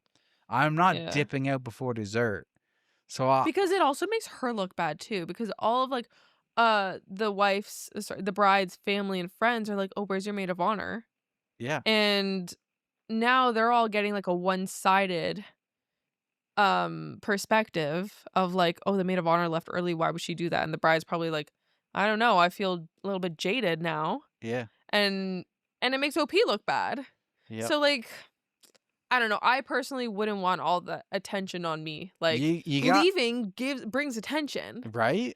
People are gonna ask questions. I think you got to be willing to go no contact after this. Exactly. If you're doing this, you're pulling the plug. Yeah. You're moving to another city. I fear there's no coming back from this. So moving to another state. It was a bold move. I respect it, but same. I don't think I could do that. I applaud it, but I think I would have just suffered. Yeah. Yeah. Top comment. Not the asshole. Your friend is jealous as hell. Mm-hmm. The groom knows you don't like him, so he tried to throw subtle digs at you instead of Kara. She was probably on board with that because at least it wasn't her this time. Oh. Either way, you both suck and you're better off without them. Either way, they both suck and you're better off without them. I don't see their marriage going well. Okay. I am on OP's side. But she says that the reasons that she doesn't like him is because she'll tell a story and he'll cut in with, that's not how it happened, or you're being dramatic. That's not the end of the world. Those are the only two things we get. And you would think if she's trying to prove a point, she would bring out the worst stuff he said. But and realistically, if Teresa's saying a story and it's not how it went, it's not how it went, I'd be like, wait, no, it happened like this, not like that. I was literally, as you read that, I was like, wait, I have done this before. Yeah. Like we've corrected each other when we make mistakes. So I'm like, wait, are we bad people? Are we toxic? And then being like, you're being dramatic. Like that one depends on context. Yeah, it does. Because when the chickens were trying to get Teresa's being a little dramatic about the chickens. So, I don't know. Apparently we're big assholes over here. I guess so. But there's an update. But that's, quote, just the way we joke. Yeah. So that's where I'm like, she's on the outside of their relationship. So I don't know, man. Yeah. I don't really trust her judgment with that one. And then it puts the other things that she did into perspective where you're like, huh. Also, like the best man comment thing. I didn't find that one that bad. Where he's like, was basically the best man and maid of honor combined.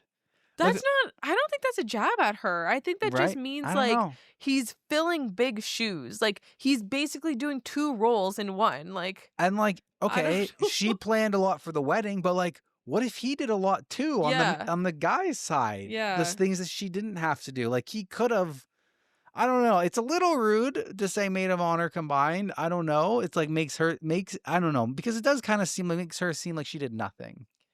Is that how, I don't know. That's obviously how OP took it, but that's not how I took that statement. I don't love that one, but I don't know. What about the one where she jokingly aimed it at her cousin instead of tossing it to everybody? Was that rude, or was that like... That's fine, but the comment is not fine. Well, you'll be single forever anyway. To her directly? Absolutely not. Okay, but I actually would have left then and there. maybe. But what if you're just like, what if you're always cracking jokes about like why you're single? Because I don't know. Yeah, like maybe it's I an feel like inside single joke. people make jokes about themselves about why they're single or something. So I would I need, don't know whose side I'm on. I don't know. I would need the context for that. Yeah. Yeah. Yeah. Yeah. So there's an update that comes. This update was posted 5 hours ago. Whoa. After the wedding incident, I decided to take a step back from Kara completely. I didn't block her, but I stopped initiating any contact. She eventually called me a few hours after I made the post, clearly trying to play the victim. She said that she couldn't believe I left her wedding over nothing, and that she's never been so humiliated by a friend. I told her very calmly that I didn't appreciate being told multiple times throughout her wedding day that I was outshining her when all I was doing was existing. I pointed out that I followed the dress code, danced like everyone else, and never once tried to make the event about me. She tried to say that it was just banter when she made that comment about me never getting married. But I reminded her that it wasn't just that. It was her mom warning me before the wedding not to steal the spotlight, her sending her husband to tell me to stop dancing so much, and then blowing up my phone the moment I left. I told her if she really believed I was stealing the spotlight simply by being there, then she needs to look inward and figure out why she feels so insecure. The conversation didn't go well. She accused me of being jealous of her marriage, which is laughable because I would never want to marry someone like her husband, who didn't even have the decency to mention his wife's best friend in his speech after a decade of friendship. I told her I don't want to be in a friendship where I have to shrink myself to make her feel better. We haven't spoken since. From what I've heard through mutual friends, she's been telling people that I stormed out of her wedding to cause drama. Luckily, most people were there and saw how ridiculous that is. The comments on my original post really solidified that I wasn't crazy for feeling humiliated. I'm glad I walked away because if someone's wedding is the peak of their self-esteem and they can't handle anyone else existing in the same room, that's their issue, not mine. Agreed. But sorry, I got thoughts here. But I do have thoughts too. What does she mean?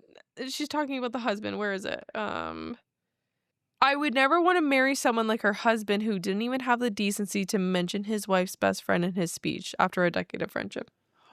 I didn't mention your sister being the maid of honor in when I did a little wedding toast. No. Didn't know I had to. The only part that I take offense to is because he's made his best man say that he was also maid of honor duties as well. Like he did so much. That was a little rude, but I don't think he needs to mention you. Definitely not. In his speech. I don't think that's necessary. She maybe could, but even then, do you have to thank your maid of honor in your speech? That is kind of making me feel like she is thinking that it's about her. It's all about her. Cause like nobody appreciated all the effort that I put into being the maid of honor. I don't know. Also, like, okay, the mom like set the tone for all of this, right? That was the first incident. The mom's her own person. Like, there's a very valid chance that the bride was not like, hey, mom, can you tell her to tone it down?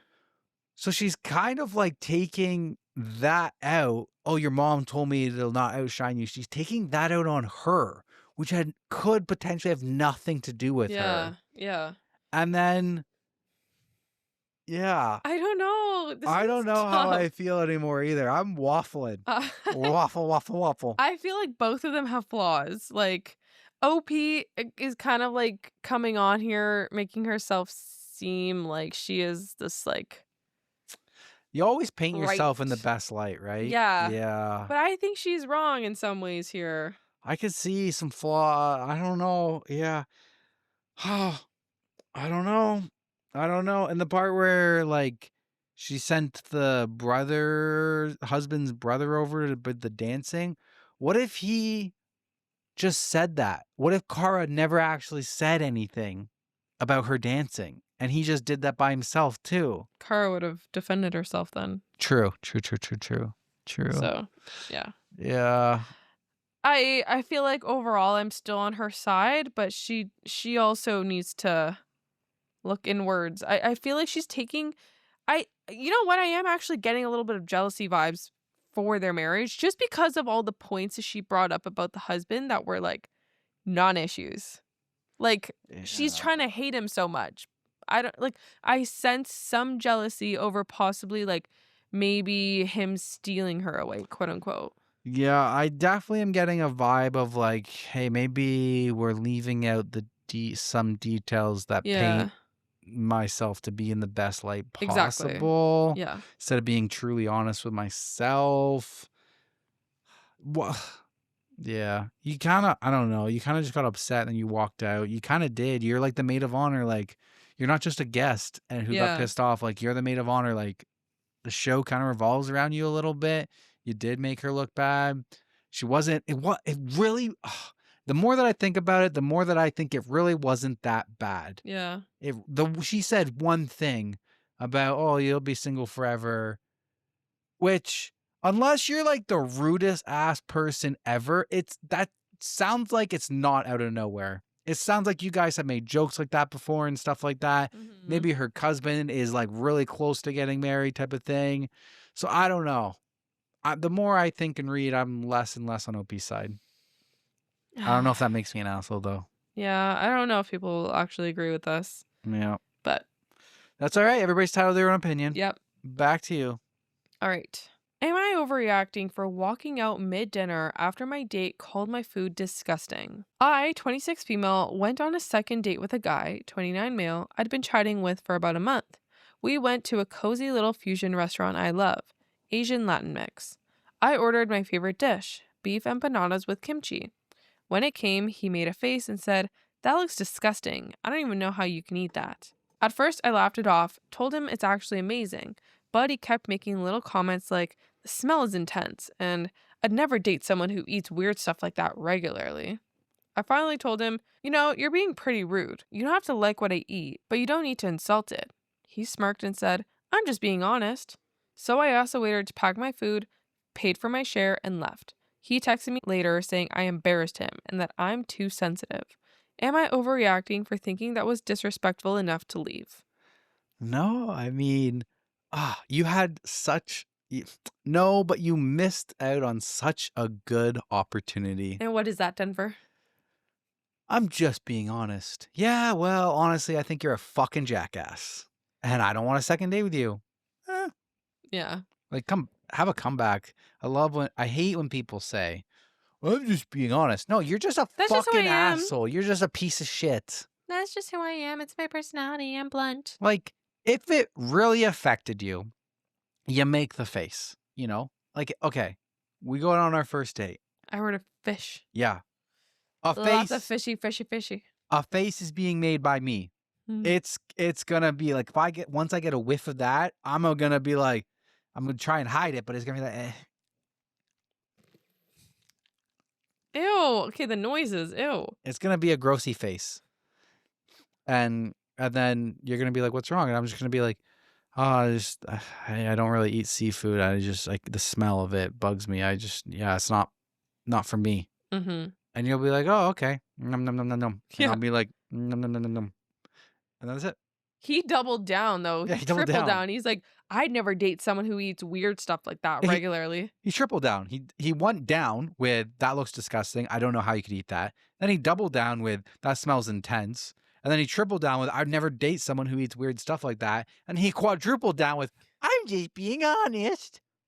It's beef and pickled. I think kimchi is like pickled radish or not radish. I don't know exactly what kimchi is. It's pickled something. It's pickled vegetable. Sounds great. What is the issue here? Because it's nothing that's like out of this world crazy. Yeah. Sounds like I would never date someone who has the palate of a 5-year-old. Yeah, what do you order? Burger and french fries? So predictable. I gotta say though, we got McDonald's cheat day earlier on our RV drive day today, and sometimes you go to McDonald's and you're like craving their French fries, and they're just a miss. You're like, "Fuck these French fries! This is not it. These French fries are no good." They hit hard. They hit good. They were just top.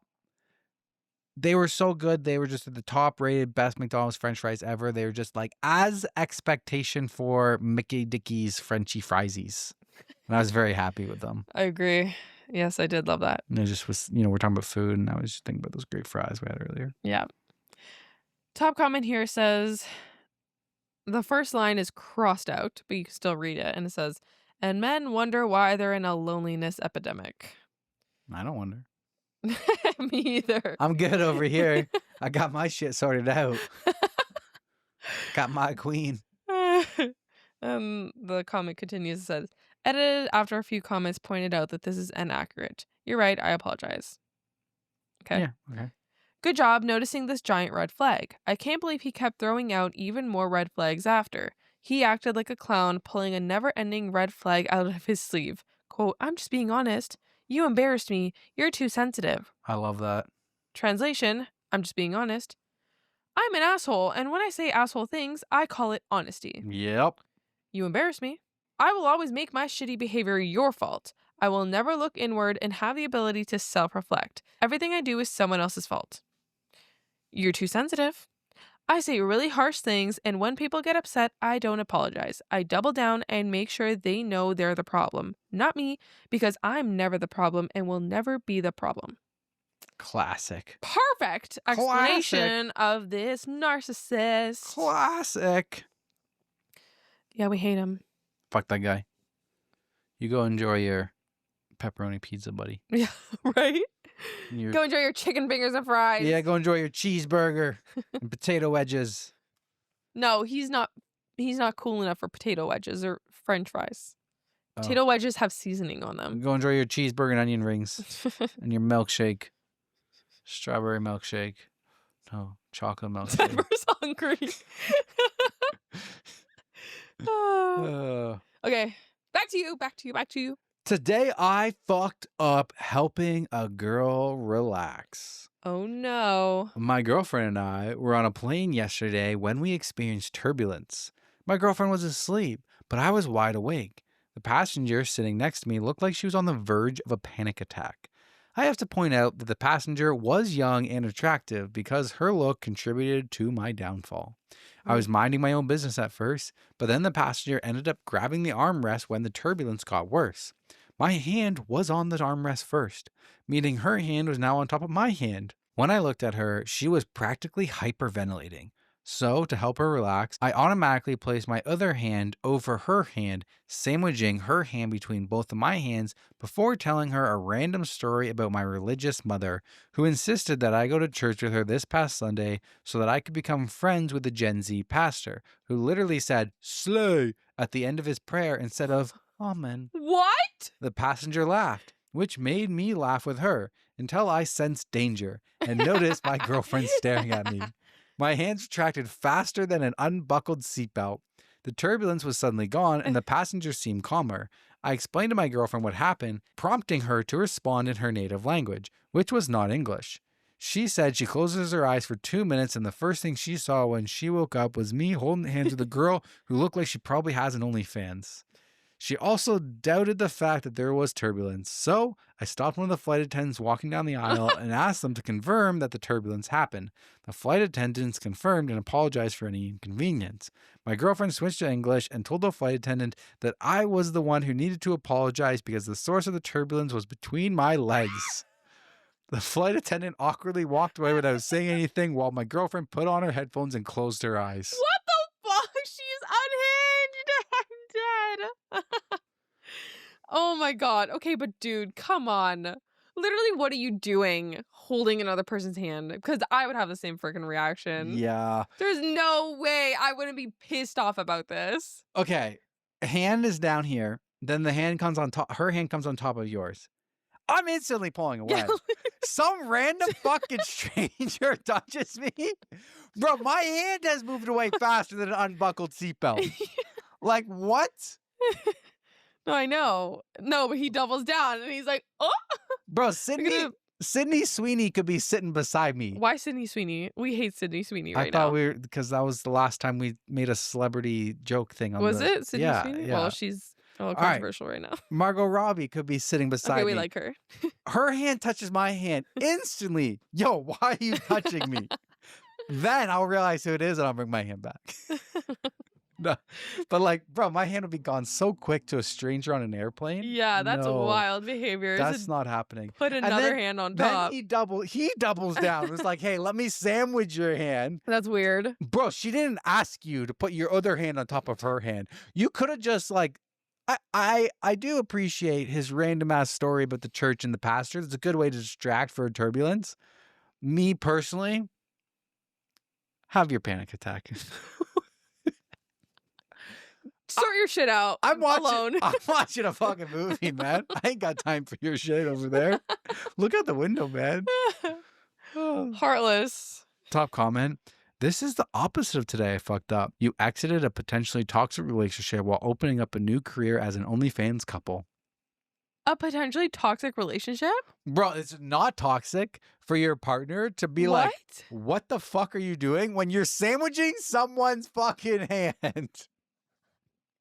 No, I fear I'm going to get a lot of hate this episode because why am I on the opposite side of all these opinions? Someone replies and says, when a door closes, a window opens. I think it's a joke to being an airplane window. Yeah, I guess. Am I toxic? I don't think so. So somebody else comments and says, I see both sides, but everyone should be an adult in this situation and talk about it in less than 3 minutes. I just asked my girlfriend and she said she would immediately be like, what the fuck? But after a quick explanation, she would be the one to comfort the woman because she gets it. Keep being a cool human, bro. Okay, no. Like the holding, okay, I get the story. The story was fine. Like I'm not saying don't have a conversation with her and don't try to console her. Yeah, well, what's with You the don't need to touch her. Yeah, why are we touching skin on skin? Sorry, this is not normal. And why are they trying to normalize this? The story's good. The sandwiching the hand thing, I don't know. So I'm disagreeing with Reddit today. Opie replies to this person and says, yeah, I thought my explanation would have been enough, especially after the flight attendant confirmed what I was saying. But my girlfriend was so upset about it that she made that weird comment to the flight attendant and making someone who had nothing to do with the situation also feel uncomfortable. My girlfriend has since apologized, but the two of us are still figuring out our feelings. Yeah, I'm down for the story, but I'm not down for why you need to grab their hand. There's no need for physical contact whatsoever. Yeah, I'm not there. All right. Oh, back to you. Back to me. Back to me. Back to me. This one comes from r/confessions. How I used my Outback Steakhouse reward system to make a ridiculous amount of money. So I used to work for Outback Steakhouse as a bartender. I worked there for a couple years and made amazing money. That is because I caught on to a little loophole. So Outback has a reward system. You sign up online with just a name, date of birth, and a phone number. No double verification needed, and when you signed up, you got a reward for a free appetizer. So once you type the phone number that it is under in the POS system, it would completely take the appetizer off the check. No approval needed. So I started using this to my advantage. Whenever people would pay with cash and they ordered an appetizer, happened very often, I would just use the reward system and use a random phone number I came up with and then take the appetizer off the check. If the appetizer was, let's say, $15, then that was $15 extra I would pocket and add to my tip. I would walk out of the store making $300 to $400 on a Monday night, and don't even get me started on how much I made throughout the weekend. It was such a great gig, and I can't believe how much money I made throughout it. Eventually, I got caught. Apparently, I used the same phone number 3 times without knowing or realizing, and corporate fired me. Thank God they didn't go back and actually look into how long I did this and how often, only into these 3 transactions with the same phone number. But yeah, that's how I made ridiculous money at an Outback Steakhouse. Damn, that's a work smarter, not harder. Yeah, that's a smart hack. But yeah, they're definitely gonna fire you as soon as they find out you're cheating them out of so much money. Like the reward program is there for the consumer to use, not for the employee to take advantage of and obviously make them lose a shit ton of money. Obviously, this reminds me of like those stories that I hear with like credit card points and credit card hacks and travel hacks and doing stuff with your points. And I wish I knew more about that because, you know, I want to do some credit card hacks. So a lot of my coworkers are like really into this, and they've been talking about it like at every company function. Um, but like one of the hacks is to buy prepaid gift cards from grocery stores because grocery stores are like 4 times the amount of points or whatever than like anything else. Yep. Grocery stores have the highest points. So you buy prepaid cards for other things like Oh, like the restaurants, keg. gas, keg, yeah, Oh, whatever. gas.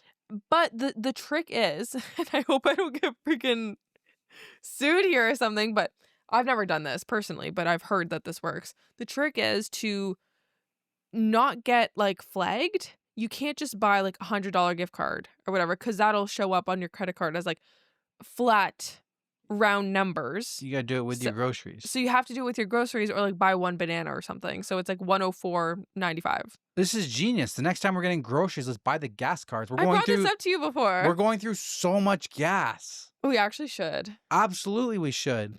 Let's hit up the gift card I section. hope I don't fuck us. Oh man, I'm gonna rack up so many points. I did hear this hack one time. Like if you're a business owner, you're like self-employed. You buy your things. You buy gift cards, Mhm. and then you write the gift cards off as gifts, Yeah, and but then you use the gift card yourself. you still like. I'm just saying, if anybody from the CRA wants to audit me, I don't do that. I don't do that. Or IRS, if you're American. I don't do that. But I've heard people just tell me, like, hey, you should do that. But I'm like, no, that's fraud. I'm not doing that. Yeah. But yeah, apparently some people do that. That is, I feel like that's definitely more fraudulent than buying gift cards. Yeah. I feel like that one's like a little bit harder to prove, the buying gift cards. Yeah. Well, you'd have to have like, which client did you give it to and stuff? No. Like the other way, like Oh, buying gift. Like I points. feel like, I mean, that like one, is that illegal? no, it's just a hack. Like if you're getting Yeah. you're getting the extra rewards for buying groceries. Yeah. Because it's the same thing with ours. Like we get the most reward points. I think we had like 6 times for Mhm. groceries. Mhm. We need to start doing this. We could go on vacation again. Let's do it. Oh my God, I can't wait to buy groceries. Let's go. All right, there's a quick edit. Let me read the top comment. Top comment says, I guess no one from corporate noticed. Hey, wow, this Outback has 4,000% more online reward redemptions than any of our other locations. Yeah, that makes sense too. Like one store is going to be like your number one and they outrank all the other stores by a lot. It was like when I was at BMW, when we sold X5s or X7s, they were on what is called a non-export list. So here's a little, last time I went down the horse rabbit hole, here's a little bit of car sales rabbit hole for you. Large SUVs, similar class, luxury vehicles, Lexus, Mercedes, BMW, Audi, and X5 and larger vehicles are going to be on an export list. If you live in North America, Canada, or the US, some people will try to come in, they'll buy the vehicle, they'll ship it to Africa, and then they'll sell it and they'll make like 30 grand. Because BMW Corporation in other regions like China and Africa, they will charge those customers like equals out to be with the conversion and everything. They charge those customers like $50,000 to $60,000 more for the exact same vehicle that you can buy in Toronto. So you get a classic exporter coming in shopping when they're like, yep, I want a black exterior M Sport X5 with the brown interior. All right, well, that's the absolute most wanted spec that somebody's going to ship it out to export it. So we'll have to get you to sign some documents that say, hey, I'm not going to sell this car. I'm not going to ship it out. And we'll run a vehicle registration. We will take a look at what cars you have previously owned. If you have previously owned one of these cars in the last 12 months, and for some reason it's just gone now and you're coming in to buy it cash, you're not financing, you're not leasing, and it's just a cash purchase, and you've owned a similar car like this, we're going to be like, well, what happened to that car? And unless you have like a valid, like, oh, it got written off and whatever, and you prove the documents for it, we're not going to sell you that car. And then you're going to be added to a blacklist, a red flag list, where eventually you won't be able to get a car in the future. Also, we're going to Google Earth your house. What? Your house, yep. If your house doesn't look like you can afford the vehicle, that's a red flag, and we will not sell it to you. What? Yep. So we're going to check your address. If you look like you can't afford the $150,000 X5, we're not going to sell you a cash vehicle for $150,000 X5. That's We're, kind of crazy. yeah, we're also looking at your vehicle history. So not only are we looking to see if you have recently owned like one of these cars in the last like 12 to 24 months, we're also looking to your current car that you drive. If you're rolling up in a Honda Civic and you're looking to buy a $150,000 X5, it's not happening if you want to purchase cash. If you want to do a lease on it, sure, we'll lease you cars all day, no problem. But if you want to do a cash purchase, it's not happening because that means that you're going to export it. We're also going to ask you for 6 to 12 months bank statements. And if in your bank account, it shows that your bank account's been at like $2,000 and all of a sudden you have a $150,000 deposit that was added into your bank account like 3 weeks ago, you're not buying the vehicle.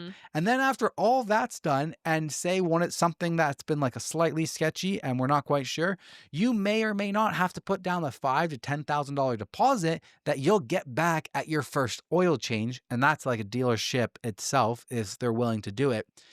Where I'm going with this in the story that relates to the Outback is there was one dealership in the Toronto area when we were looking at the stats at the end of the year, we could tell like competition, like, we can see how many 3 Series, how many X3s, how many X5s, like there were certain categories for the vehicles and each dealership had like a power ranking of like how many they sold, how many M cars we sold. And there was essentially a ranking for like X5s and X7s. They're GLE or something. Internal Q means they're a high value ticket. And there was one dealership. We sold a lot of cars. We were like the second to third highest outing dealership in Canada. And this dealership had 5 times the amount of X5s sold as us. All the other cars, they sold way less than us. But X5s, it was like this massive spike where we're just like, and they were well known for letting export people buy the cars from them and then export them off. And that's where it's funny because it's like, bro, that's a huge red flag. You're like, every other dealership near you is only doing this amount and you are doing 5 times this amount. Yeah. That's what's got to be happening with these appetizers at Outback Steakhouse. Like every other restaurant does about this. And then you are like, you're the one scale that's like, you're off the chart, bud. It gets red flagged. At least, he didn't get caught for the other ones and wasn't expected to pay back everything. They could have deducted it off his paycheck. Well, he didn't say that, so. No, they could have. Like, if they didn't fire him, they could have, yeah. like, let him keep his job and then made him pay back a certain percent after every paycheck. Could have started deducting wages. This story made me realize how much people pay with cash.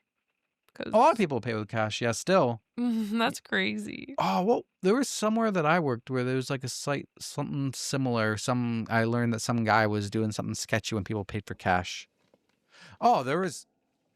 Yeah, when I worked in the restaurant, some people would pay cash, and then when the bartender would run it through, they would run it through with their credit card instead of the cash. And to get points? Yeah, to get the points. They'd pocket the cash, and then they'd run it through with their credit card.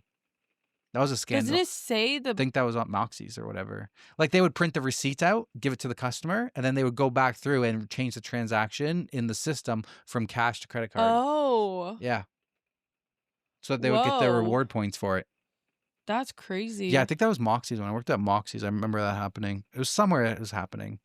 Whoa, Yeah. that's intense. Yeah. Or maybe it was at the club with the bottle service and stuff. Yeah, it's somewhere that, they would take the cash and then they would give the customer the receipt and then they would run it through.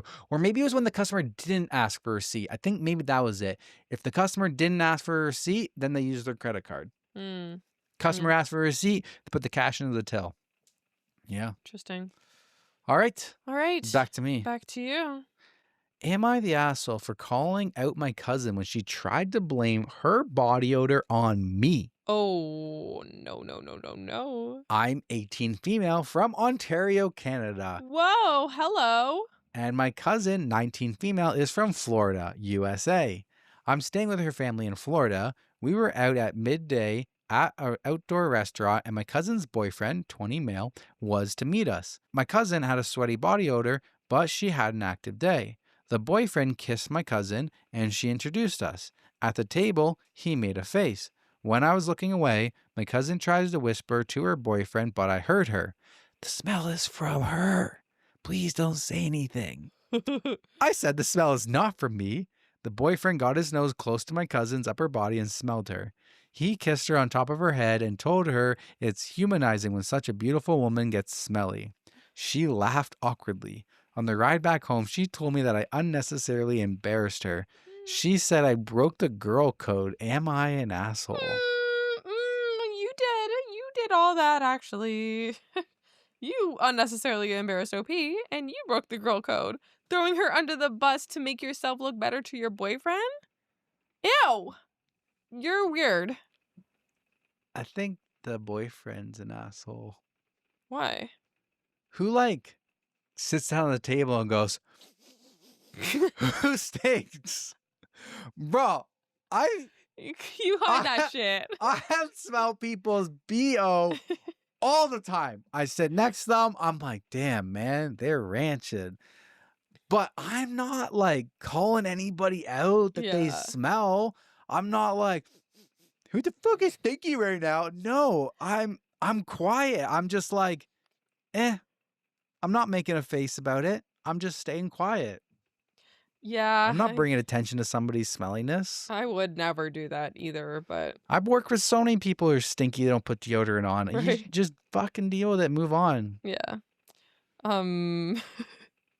This is, bro, I would be so embarrassed. I'd be so can't. embarrassed.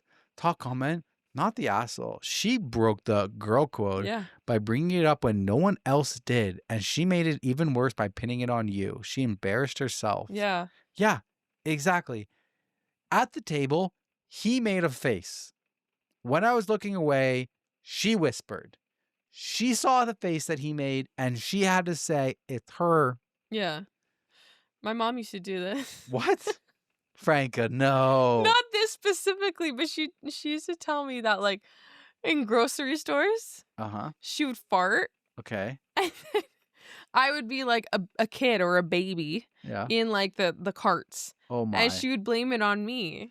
Oh, this is a stinky one. Yeah, like, why can't you just stay quiet? Is your mom ripping like high decimal farts? Like just like letting them rip and everybody's like turning their heads? Sorry, Ma. Or are they silent little squeakies? And she just for some reason needs to blame the kid. It's interesting. I don't know. I don't know the details, but I remember she would bring this up a lot. I have questions. Me too, actually. I have questions. All right. That's it. That's all we got for you today. Moving on. To Taylor Swift. All right. The floor is yours. You have 5 minutes. Okay. Where do I start? Okay. The podcast, first of all. The New Heights podcast. Oh my God. I actually died and was reincarnated. Wow. Okay. Strong words. And died again. It was like I was FaceTiming a best friend. Like, the amount of like raw emotion and details that she gave us that she has never, ever, ever done before is so crazy. I've never seen her with one of her boyfriends like this ever before, first of all. Yeah, it was pretty cool. It was so cool. Like, she was just so casual about it. I just wish we could get more content like this. I was glued to my TV for nearly 2 hours. And I did pick up on a couple seemingly Easter eggs during the podcast. Right away she said 47, and then she said 47 again. What? This is one of those things where maybe you're like going down the wrong let me tell rabbit hole. No, because let me tell you, because people smarter than me came up with the reasoning behind it. Oh, so other people have There's a talked about conspiracy. 47? Yes. Oh, okay.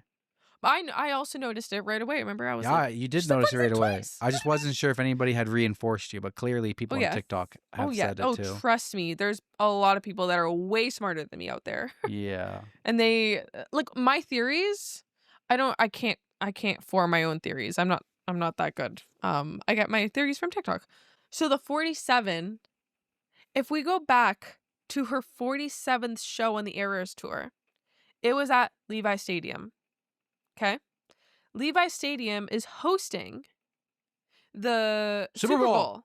Super Bowl. There was another time in the podcast where she said 60%. 60. I talk about sourdough 60% of the time, she said. Sourdough? Yes. Or she thinks about sourdough 60% of the time because she said that she's on this sourdough hype or whatever. Okay. Sourdough? Okay, no, okay. I need to backtrack. My mind is all over the place. I need to backtrack. Scatterbrain. I'm scatterbrain. 47. Her 47th show was at Levi Stadium. Levi Stadium is hosting Super Bowl this year. 60 came in because it's the 60th Super Bowl this year. Okay? Are you following?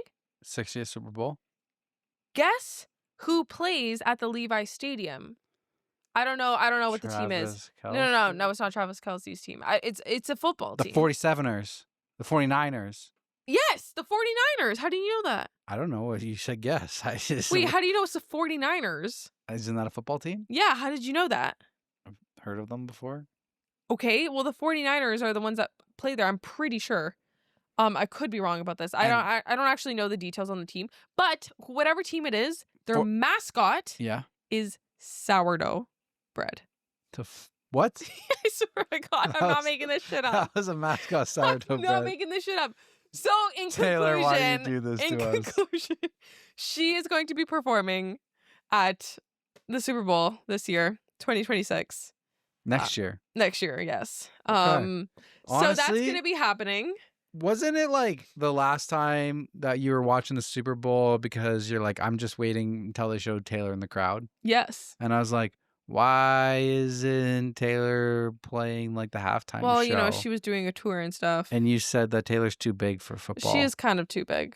She is too big. She's sold out everywhere. Everywhere. Like the whole stadium would be full of Swifties rather than football players. But I mean, if that's what they want, like if they did, I'm here for it. If they did a halftime show, wouldn't that be like a little mini Taylor Swift concert? It would be a Taylor Swift concert. Right. So that I remember when we filmed Patreon literally yesterday, I didn't see that theory on the 47, but I was like, I don't know what the 47 means.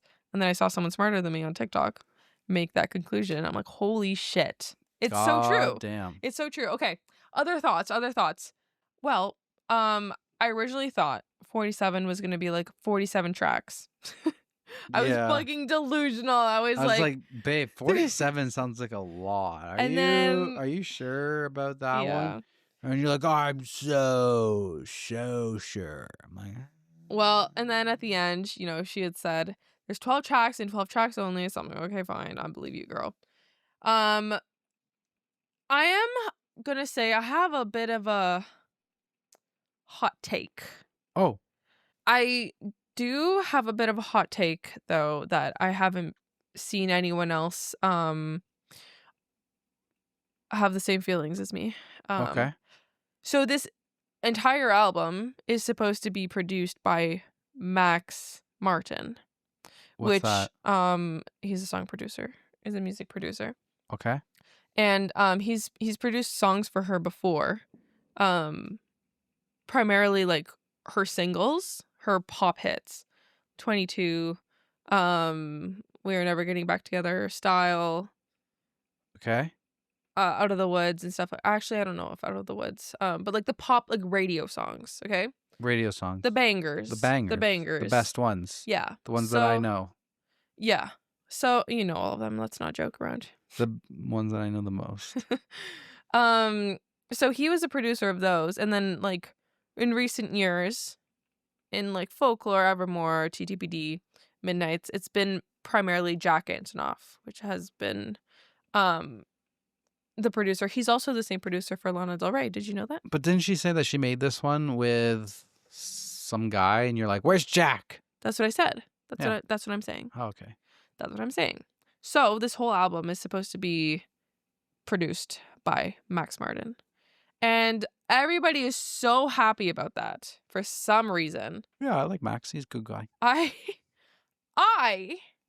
am not very happy about that because I love the sad storytelling type songs. I love crying to a song.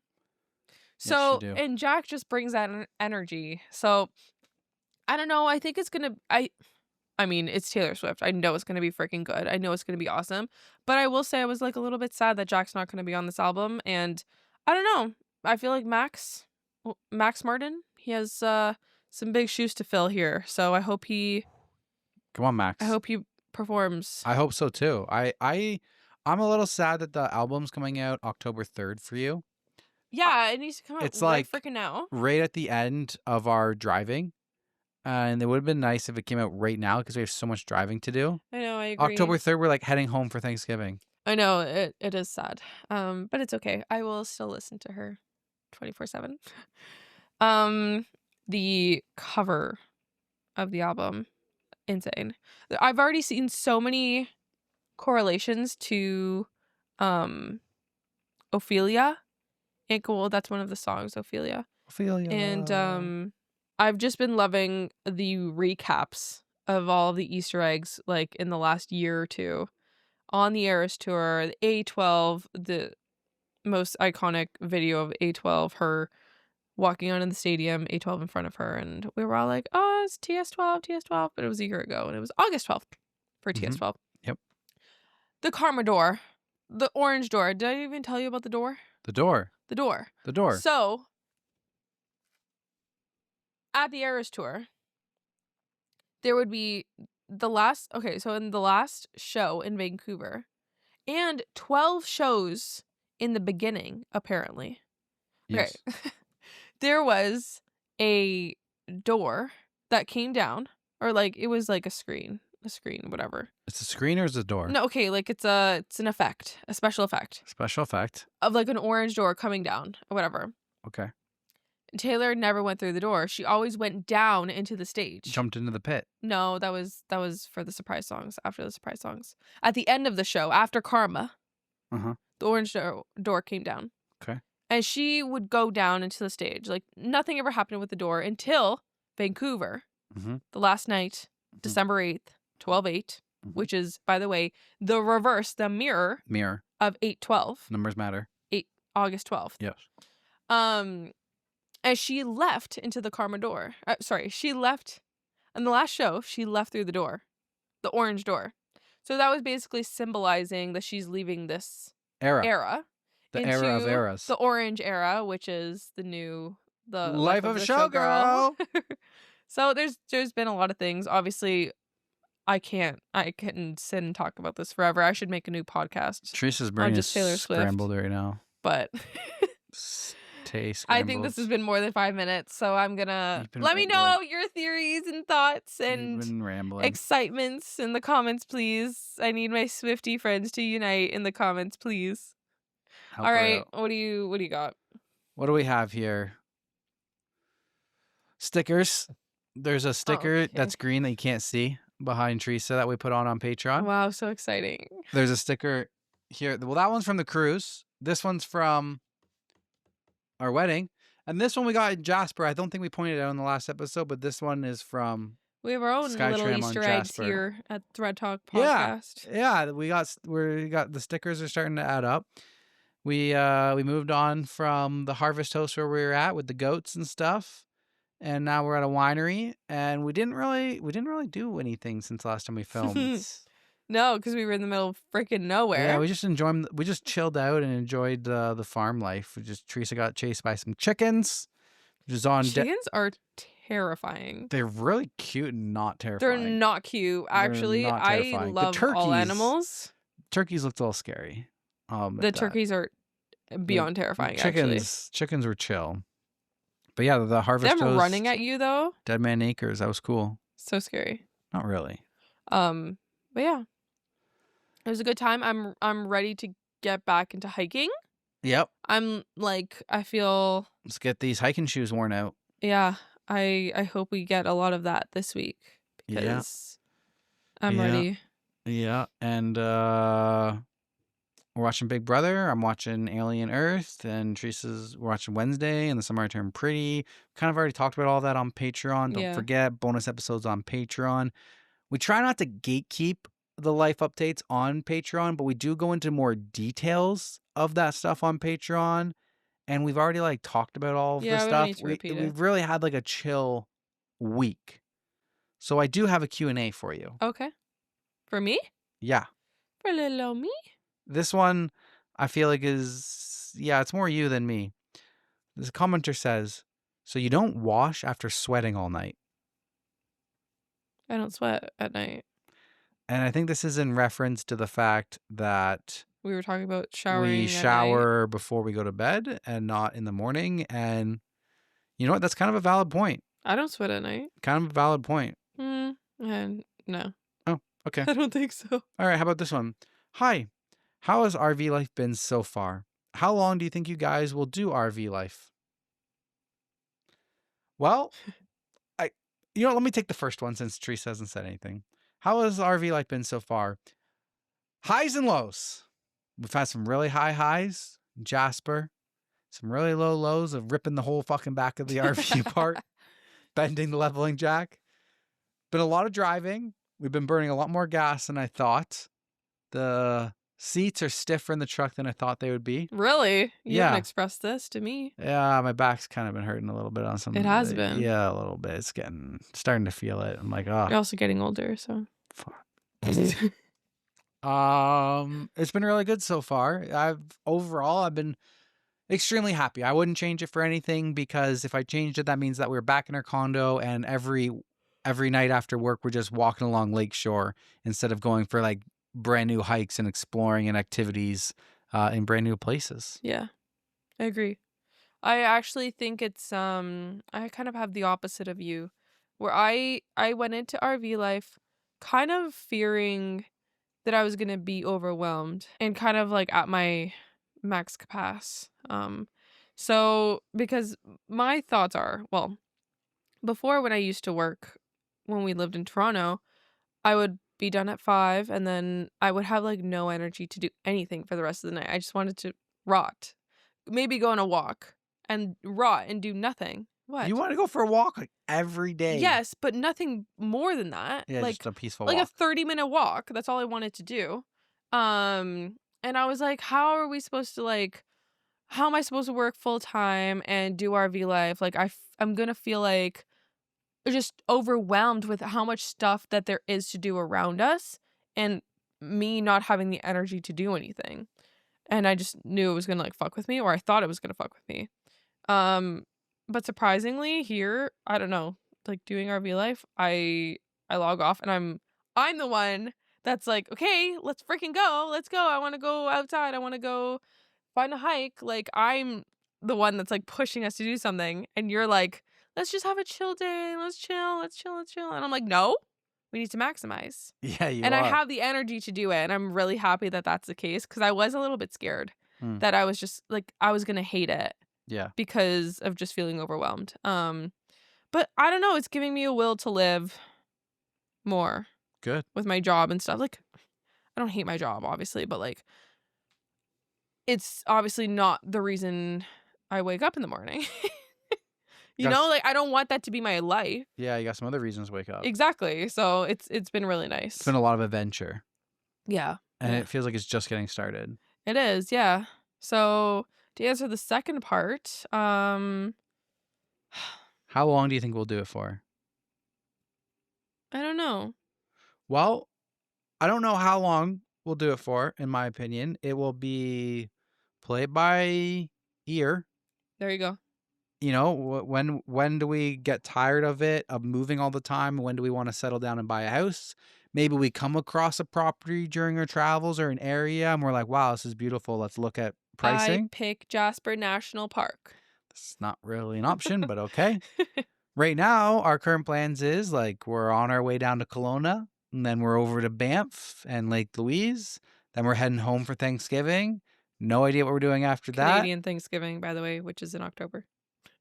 And then we'll take it from there to see what we do over the winter with it. So I would think it will last a couple years. Yeah. I'll have to see. I don't know. I think so too, because there's just so many places I want to see. I want to do Eastern Canada. Like, I want to do that for a summer. Yeah. I want to go over to I want to do Northern. I want to go to Yukon. You really want to do Northern, which I don't know if I have a desire for that. I want to go to the most northern point that you can drive in Canada.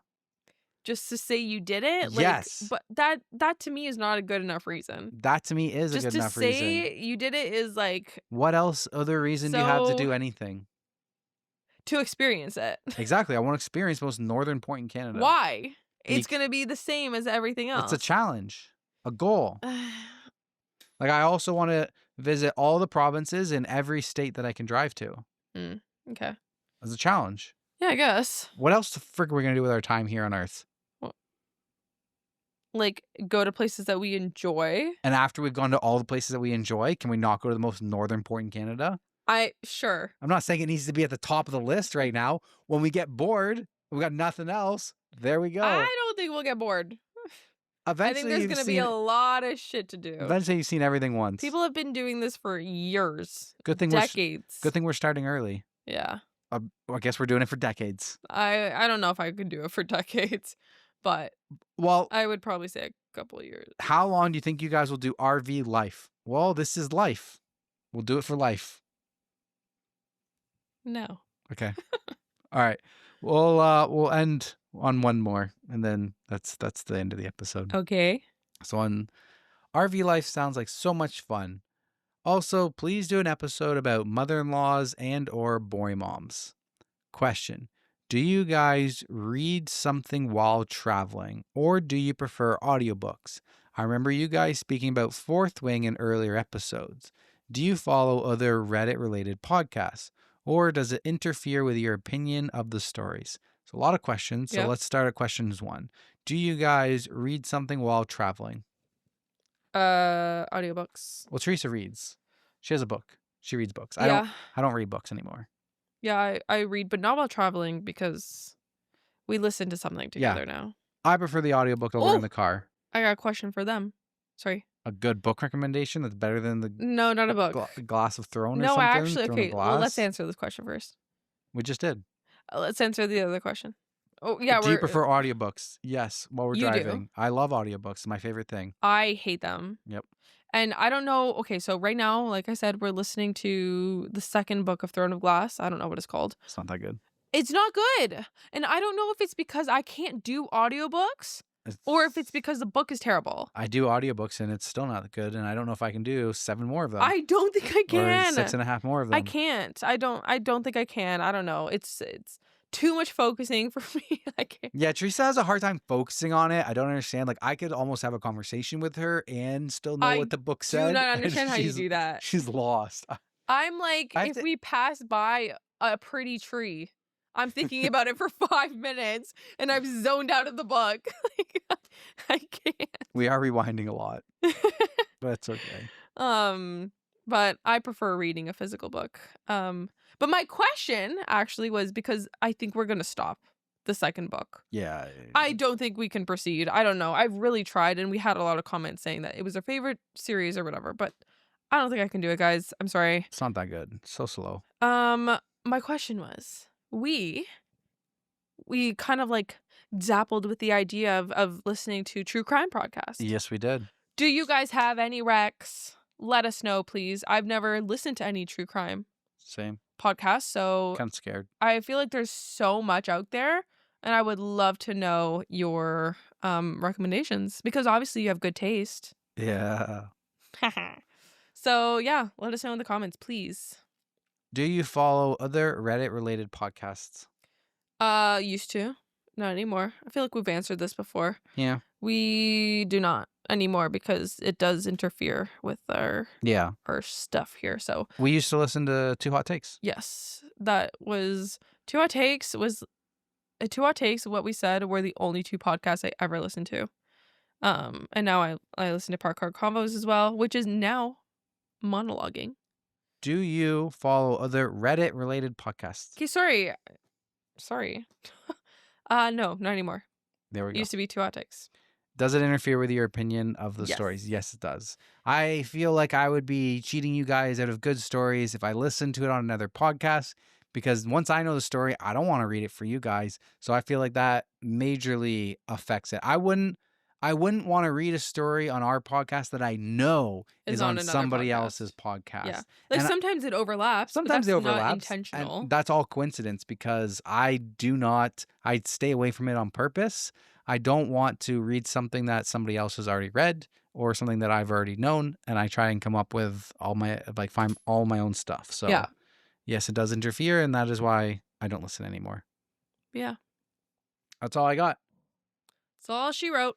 We'll see you guys on Friday for that bonus episode on Patreon. We're up to 60-something bonus episodes on Patreon. So if you want Come on over. more Thread Talk podcasts, you want more Denver and Teresa, you want more Reddit stories, it's all on Patreon. Okay, I will actually leave with this one more thing. I mentioned this on Patreon, but there is one category that we would like to fill, and it's Glitch in the Matrix. Yes, if you have Glitch in the Matrix stories. If you have any stories, any personal stories or stories that you've seen on the internet that you would like us to read, please send them to us or actually post them in our subreddit. Yeah, you can post them in the Talkcast Dude subreddit, or drop a comment down below and I'll go through all of them. Any recommendations, any personal stories, what you got? Give it to us. Please and thank you. All right, that's all I got. That's Thanks it. for listening. Appreciate your support. If you made it this We far really on do. YouTube, make sure you hit the like button. And that's all. Thanks, guys. Bye. Bye. Never, ever, ever getting back together.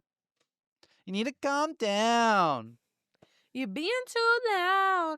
You're like snow on the beach. We're but fucking beautiful. Flying in a dream. That's Trevor's favorite song. Okay, bye. It's not working anymore.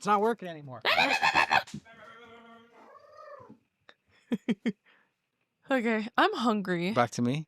Yeah, because we had our dinner at like 3 o'clock. What do we do? We stopped and got McDonald's. I'm hungry now. You suck it up.